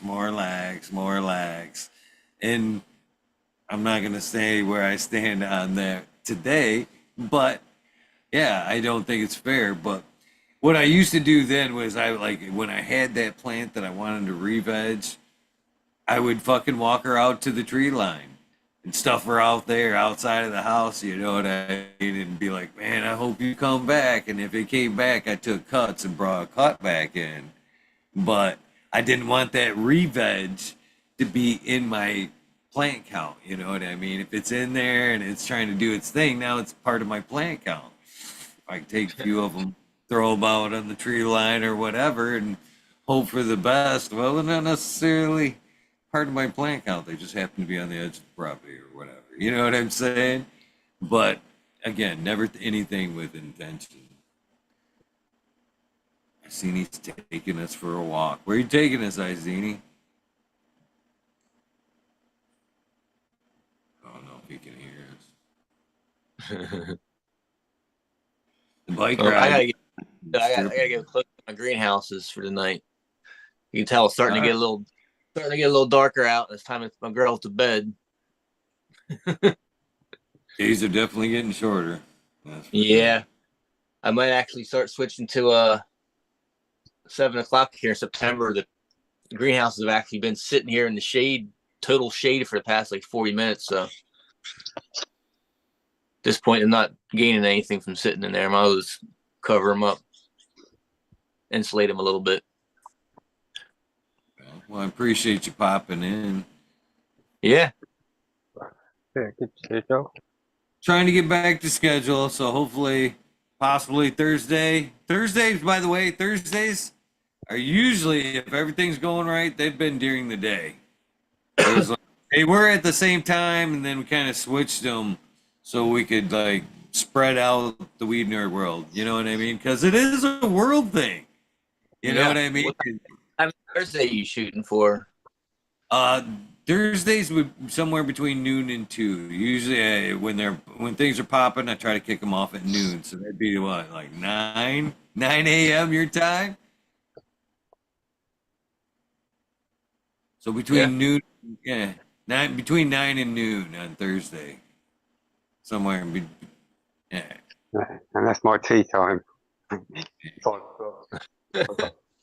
Yeah, that's the other. Everybody's up on the other side of the world too that time of the day too. So we try to little mix, I guess. But hopefully you Cool. can make Thursday work. Yeah. I usually I usually get some stuff done in the morning. Then around 10:30, I'm usually taking a coffee break. All right, brother. Good morning, dude. Awesome.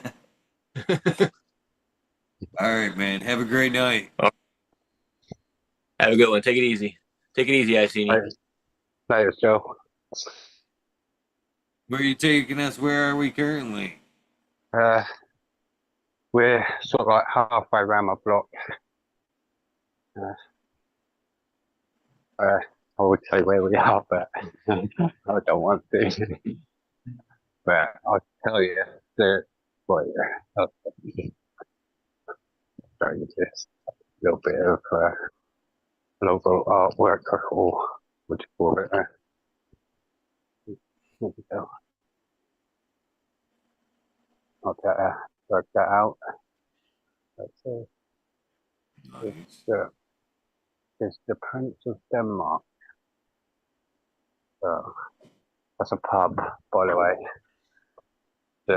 It's pretty much a pub on the end of every corner. But yeah, I ain't got a problem with saying it's a Prince of Denmark. There's probably fucking hundred pubs called the Prince of Denmark. Do you drink? No. I used to, but I'm an arsehole, you know. I, I don't really, when I go off the rails, which has been, you know, good 10 years nearly, uh, I've been known to hit the Jack Daniels and fall out of the back of ambulances and stuff like that, you know, and wake up in the police station. So generally, not a good idea for me to drink. And yeah, I always regret it. So yeah, I don't bother. Uh, at one point in time, it's, you know, when you got family and stuff, I'm one of those people that's, I'm not very, happy drunk, I suppose. So I don't It like it. happens. Turns me into an asshole. I'm not a drinker either. I put it away with my first child as like an effort to kind of like make way financially for the firstborn there, and decided never to go back on that. And then so I never drank. Then when I broke up or had things went south with the ex there, and I kind of re-entered the dating pool. Uh, I tried it a couple of times on a date or two, and one beer, and I was like, "Yeah, this is everything I remember, and I'm good.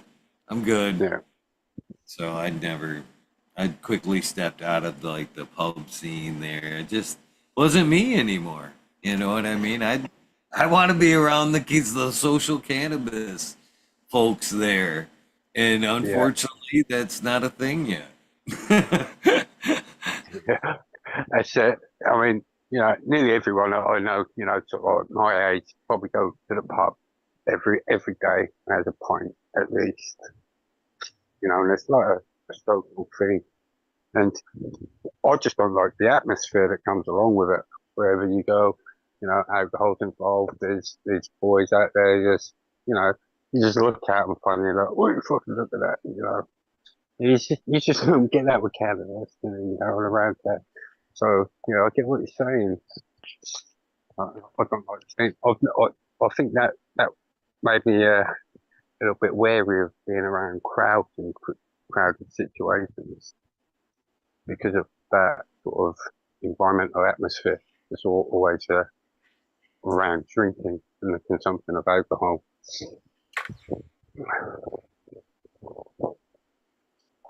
Not always like it, Yeah. you know. People can go out and have a good time and have a laugh and have a jolly and stuff, but there's always one person in there.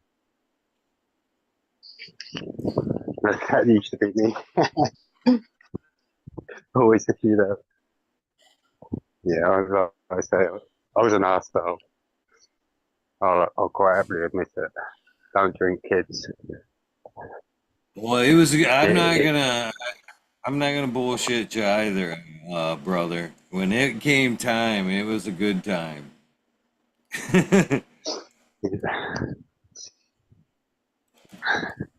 it's like, you know, they call it spirit for some, you know, because it changes your spirit, your demeanor, you know, it makes you make decisions that you wouldn't normally make in a sound and sober mind. No, there's a reason why you can't be questioned whilst you're under the influence and things like that because you're just not making smart decisions. You know, well, you No. don't have none of them issues with what we do, and you know, and the health implications that go along with it as well. And you know, it's not just you that you affect; it's the people around you as well. Uh, I'm pretty anti-drinking, to be honest with you. My brother's a chronic alcoholic. He's Well, these days, I think it does bad things to your body. That alcohol kills. You know what I mean? What happens when we use it to kill shit? Literally, what do you break? You get a wound. Let's kill what's around it. Get the alcohol. So it's got to be. yeah, I don't know. Just saying. it is. Teach their own. I'm not There's a saying that toxin. drinking's bad. If you drink, that's cool, but There's no recommended nutritional value from alcohol. There's no recommended daily allowance, that's going to make you oh, benefit there's from tons it. of people that will argue the protein. There's protein and fiber in beer. Isn't that what they say? I don't know. Isn't that what they say? I don't say. So I think I've heard that. I think I've heard something along that lines. Isn't that one of the reasons? Okay, let's put it this way. Isn't that one of the reasons why beer was actually kind of invented, was because it did have some nutritional value, and they couldn't. Well, No, it was because they couldn't drink the water, right? yeah, sterilisation. It was safer to drink a lot of bugs can't survive in alcohol. I think that was what it was, more than Than it having nutritional value. yeah. It was Man, just that's a like you didn't get crazy sick. thought. That's an even crazier thought, brother. We gotta fucking ferment our water and turn it into alcohol to survive. It's put beneficial stuff in it, basically, And and creating an nature's first environment that. filter. Nature's first water filter right there. Fermenting process. Is that it? The microbes were the first water filter? I wouldn't say water filter, but they don't exactly clean the water. They just change the layout or the landscape.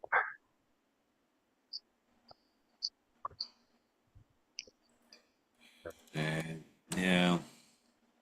I don't handle it as well these days. That's for sure.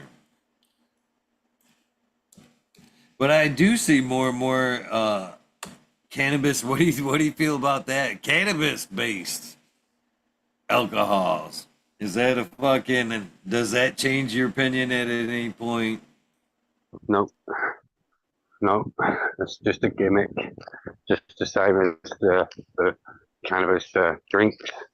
Yeah, it's just it's just the same as drinking a Red Bull or something like that. Just the sugars, the carbs, the additives, the preservatives, everything else that's gone into it. It's just so far removed from the plant.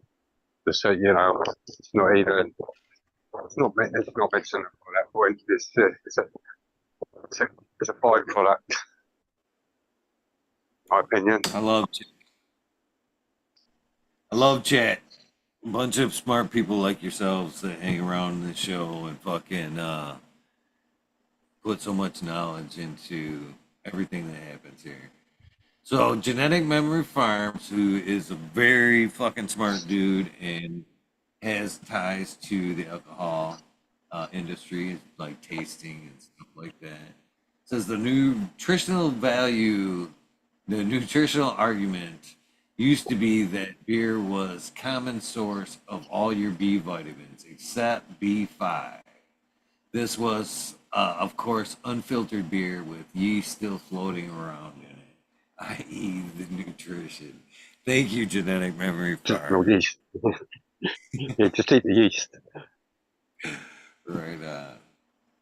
Some people actually make alcohol inside them and can get drunk from eating certain foods. It's a thing. I've learned a lot from Chad over the years about shit, man. We've went, not necessarily that we have tonight, but over the years, the show has definitely, we've hit, I think, every topic that we could well, there's definitely some topics we haven't talked about, but we've talked about some shit on the show here, and I have definitely learned shit from Chad you know what I mean?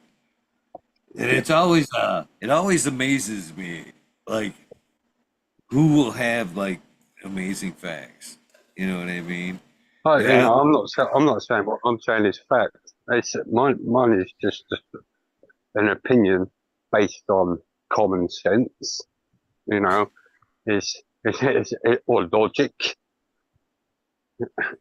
I've always been when they said everybody could have CBD and things like that, these isolates. Yeah, and they said this is we're allowing you to have medicine. I'm like, that's a fucking joke. Yeah, where's all the rest of the stuff, the synergistic effect of all the other compounds that you're removing, which is going to make that fucking what you've took, that isolate, fucking shit and useless? No. It's, I think we've been conned, we've been lied to, and we've just been sold, a way to sell fucking product that's inferior to what the Mother Nature provided us. It comes in a package of everything that I can't say enough how much I like things just not be naked or as less processed as possible. We talk about not eating ultra processed food. Well, we take ultra processed meds. What the fuck? That changed seats. Yeah. The yoga ball wasn't doing it anymore. But everything now is ultra processed to get as much money, commercial value out of a product. And each step along the process, the product gets diluted and weakened. All right, it might be concentrated, but in my opinion, just consume more of the original product to get this, that makes sense. Instead of removing. Yeah. That's kind of my argument with the cannabis and the legal market here is, and the quality of it is that once it becomes profit and overhead, and you have people that doesn't necessarily care about the medicine and the potential of the plant, you know what I mean? It becomes nothing but a dollar sign to them. Ways to cut overhead and cheapen the product up, you know what I mean? Cut more and more corners to get the product out there, become more and more of a thing. And I think I've actually even seen it as far as, and I've talked about this too, a reason to do your own worm castings, because I have bought different types of earthworm castings and made slurries out of them when I watered my plant, and I would get an amazing wormies here in Michigan, home, you know what I mean? Pretty much, well, they're scaled up quite a bit over the years, but an amazing product. That shit, when it hits the water, everything just like melts. You know what I mean? No, I just noticed I got a big old fucking stain on my shirt. Sorry. OCD there. Just got, fucking, but there's no like sand or gritty shit in necessarily, or at least amount of. Now and then when I went to like grow store and fucking bought mid road fucking or Home Depot, grabbed a bag of fucking Dr. Wiggles, or I don't think that's what it is, but you know what I'm talking about. And that bag be heavier and fucking just full of sand, not as much as natural material, fluffy shit in there. You know what I mean? But they fed the worms more sandier, grittier, heavier shit, so they put out a heavier bag, because they're selling it by the fucking pound. And I don't know. I just really believe anything once it becomes scale and profit is a thing, you're going to have one guy in the back of the room going, well, if we cut this corner, the bookie, the accountant, well, if you guys don't use so much of this, I don't know. I don't know. Is that true, or am I? Yeah, it's got to be. It is how the world operates. Everyone wants to make as much money as quick as they, or not everyone, because some people aren't that way in mind. But when you're actually in the position of actually making money, and that's what you do, you want to be the best, and just the same as anything else. If you grow plants, you want to be the best grower. If you want, if you're a businessman, you want to be the best businessman. It's the same thing. You're gonna try everything, to cut corners, because success as a businessman is as good as his bank balance. So let me ask you this, another one of these things that they've done to us in the cannabis industry is bottled nutrients. Bottle versus dry. What are your thoughts on like?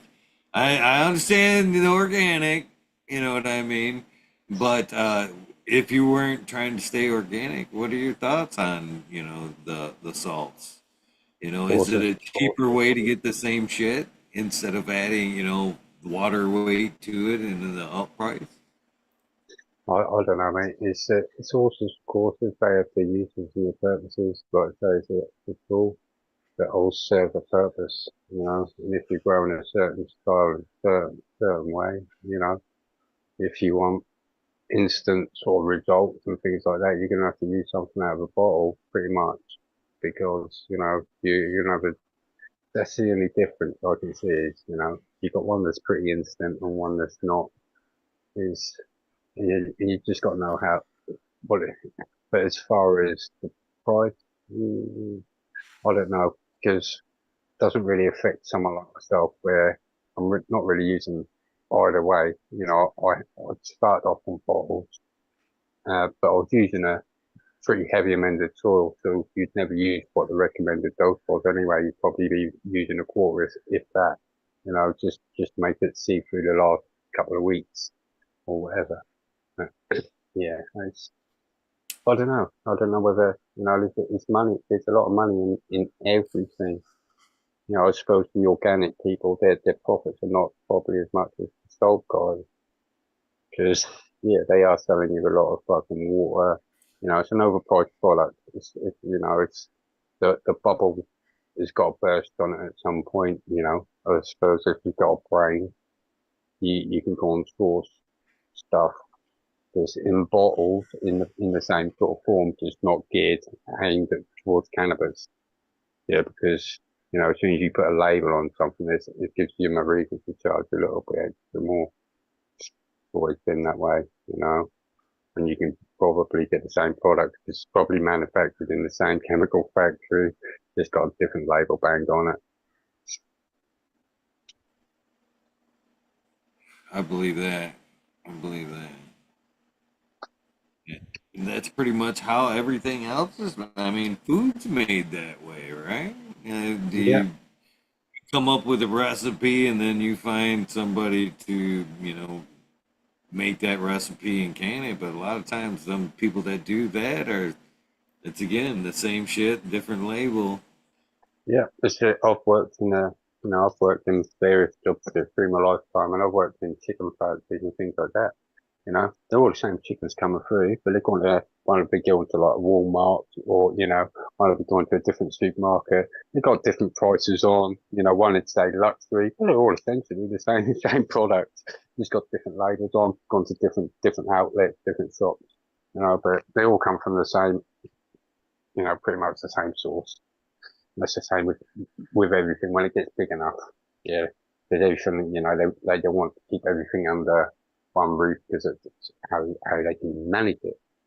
It's when they start getting all this fragmented stuff, they amalgamate stuff. That's what big business is, isn't it? They buy out everyone else and just move everything into one big location.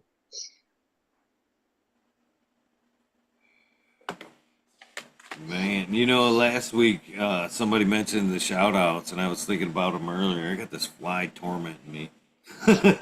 uh, I can't. I forgot. It hit me as we were sitting here earlier. I was thinking about, man, I should do them tonight, and I realized, shit, there's packed. I gotta find them. No, no, For the first time, I think in the history of the show, I don't actually know where they are right off that. You know what I mean? I gotta look now. That's weird. yeah. Super weird. It's just normally Man, on hat. I can't believe we've almost come up on 2 hours already. To I'm be surprised honest with there's I'm surprised somebody else can jump in, we could have had the whole crew back together, the whole gang, and, Cal popped in, Del jumped in. I was expecting SoCal, maybe, Johnny Tennessee. when they have the old coat. I was I've thinking, seen a lot of them. I've seen some of the old names in chat there. yeah, It's been a while. Johnny popped in, and Johnny popped in a few times recently. You know. Good people, for sure.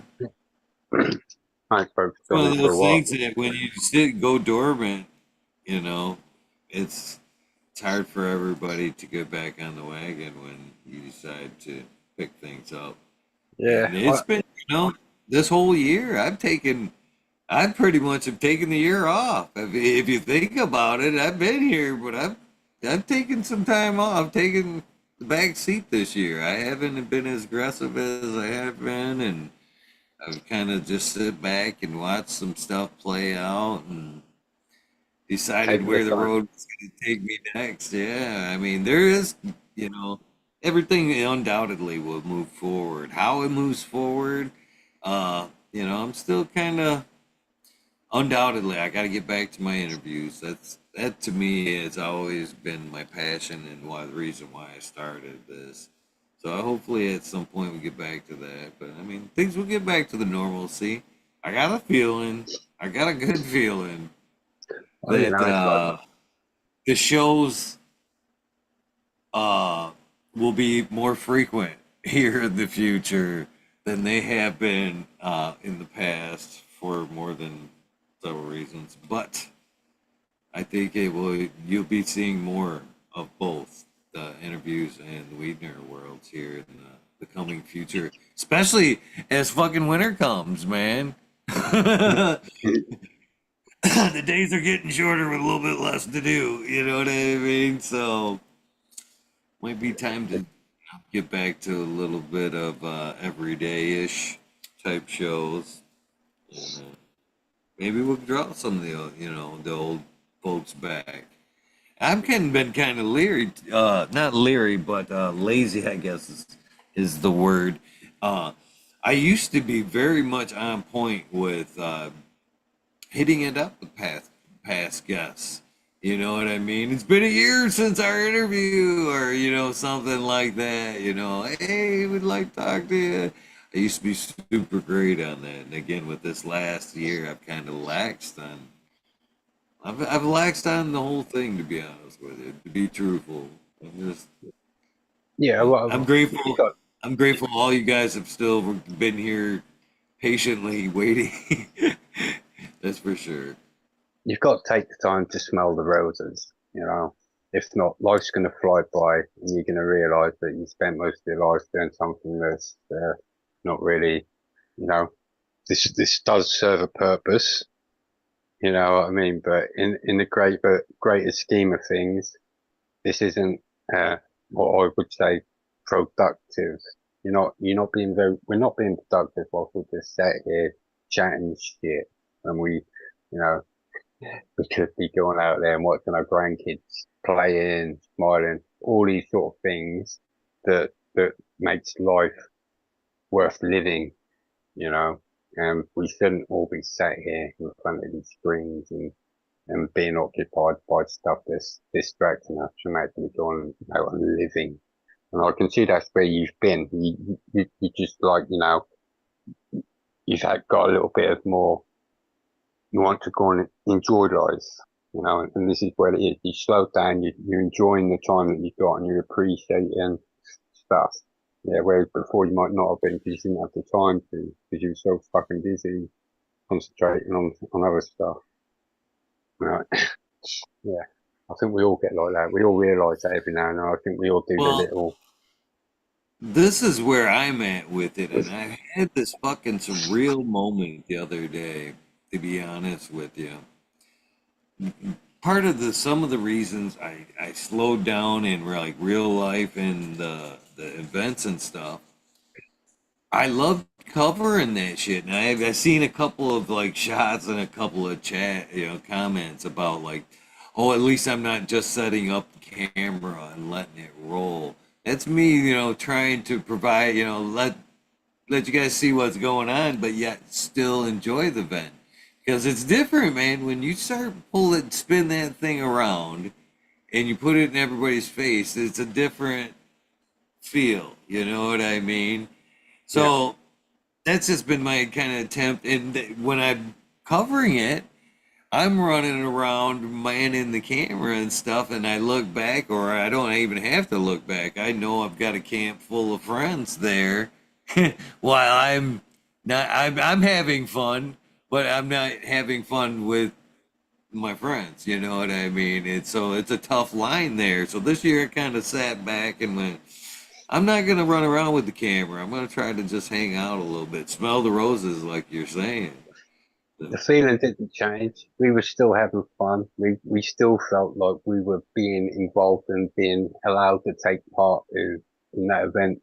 You know, I sat there listening to the tunes and I was quite happy. And I was, you know, even though you know, the interaction not so much or whatever, there was a little bit there, but you know, it was a blessing for us just to be, you know, just for you to allow us to be there for one. So, you know, I think the feeling was, it didn't make no difference.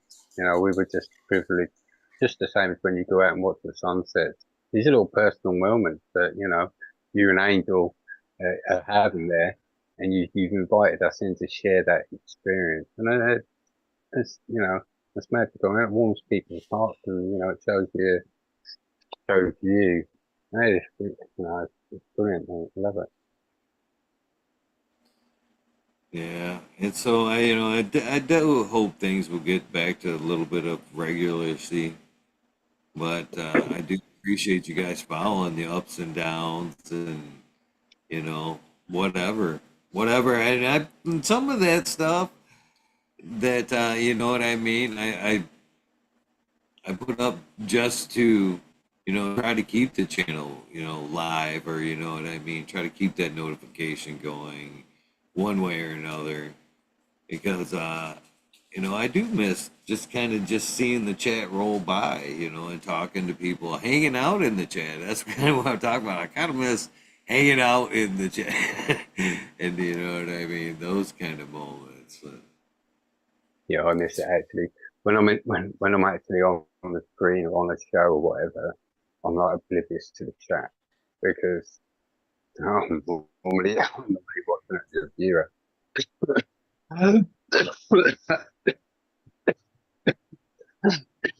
Oh,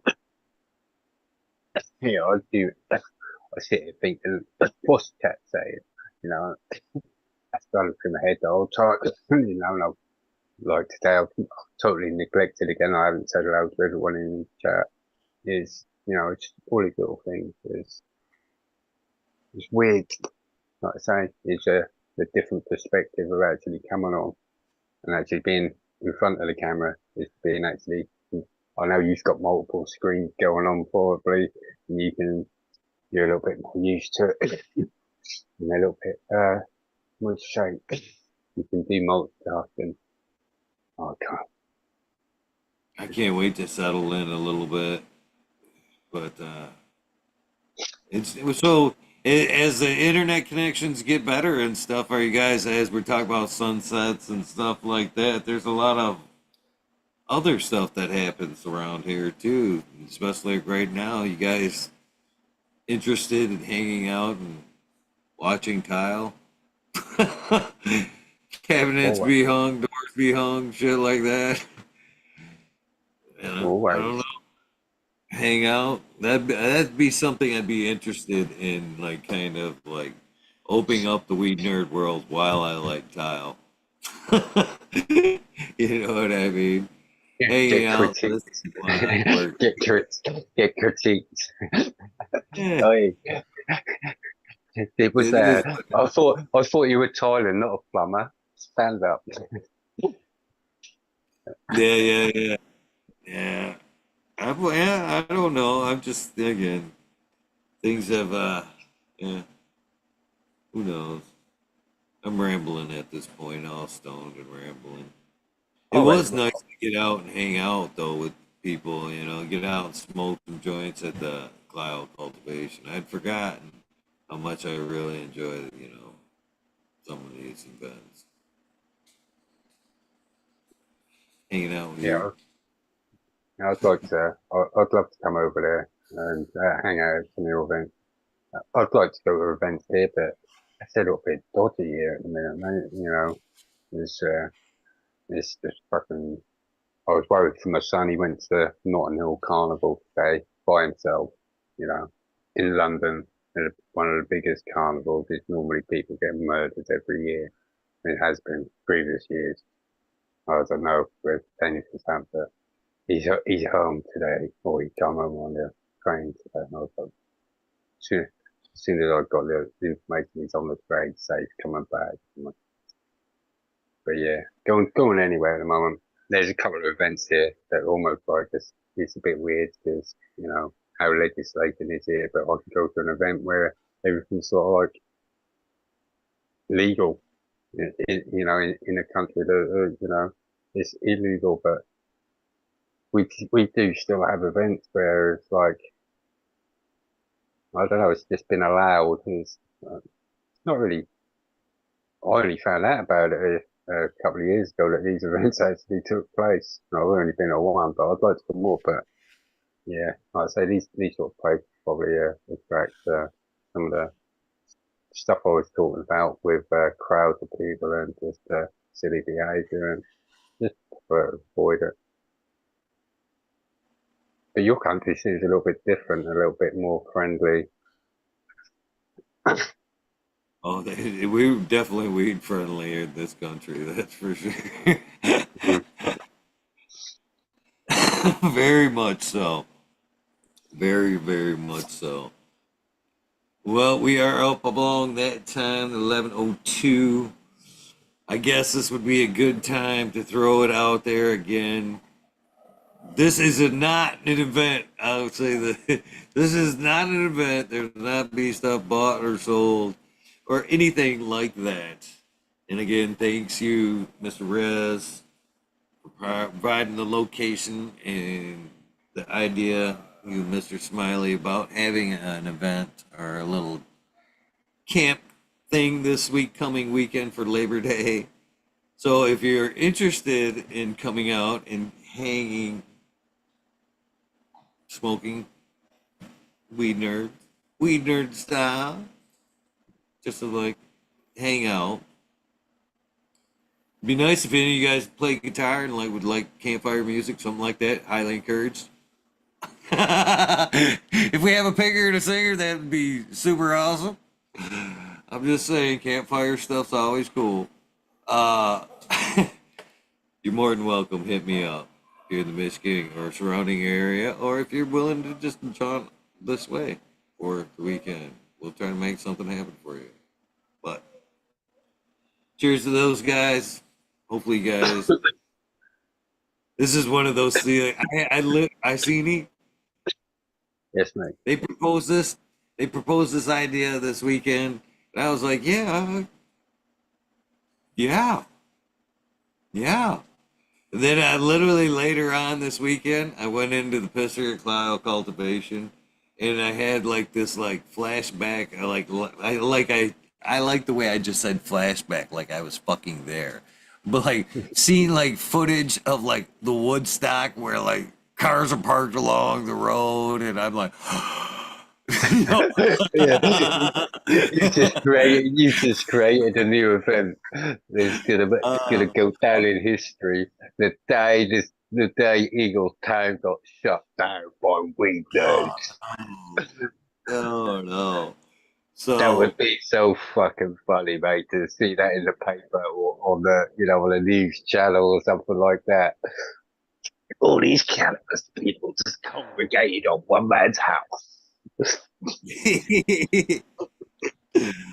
oh shit. I wish you could come, bro. They just Be hanging out. I wish Yeah. you were closer so you could attend. I'd like to shake your hand firsthand. Well, in fact, most people know that, and I probably would shake your hand, but then I'd probably toss it to the side and reach for that hug. I'm a hugger. I seen it. So I appreciate you hanging out tonight, brother. As always. Yeah, I love to come and hang out. I like to say every time this is the best show on YouTube, in my opinion. If you're not here, forget about it. But yeah, like I say, piss and puff, everyone, and I'll catch you next time. Cheers, brother, for entertaining me and having me. And cheers, chat, everyone. See you all next time. Laters.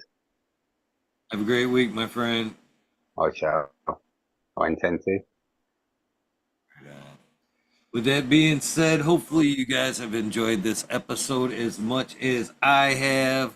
Sooner or later, let me get organized and get to the shout outs because, again, something that needs to be restored. I am grateful for all you guys that continue to hang out, participate in the show, hang out in the chats, make this thing a real. And I greatly appreciate that 100%. With that being said, please do not forget to do something nice for somebody. Random acts of kindness do save lives. And with that being said,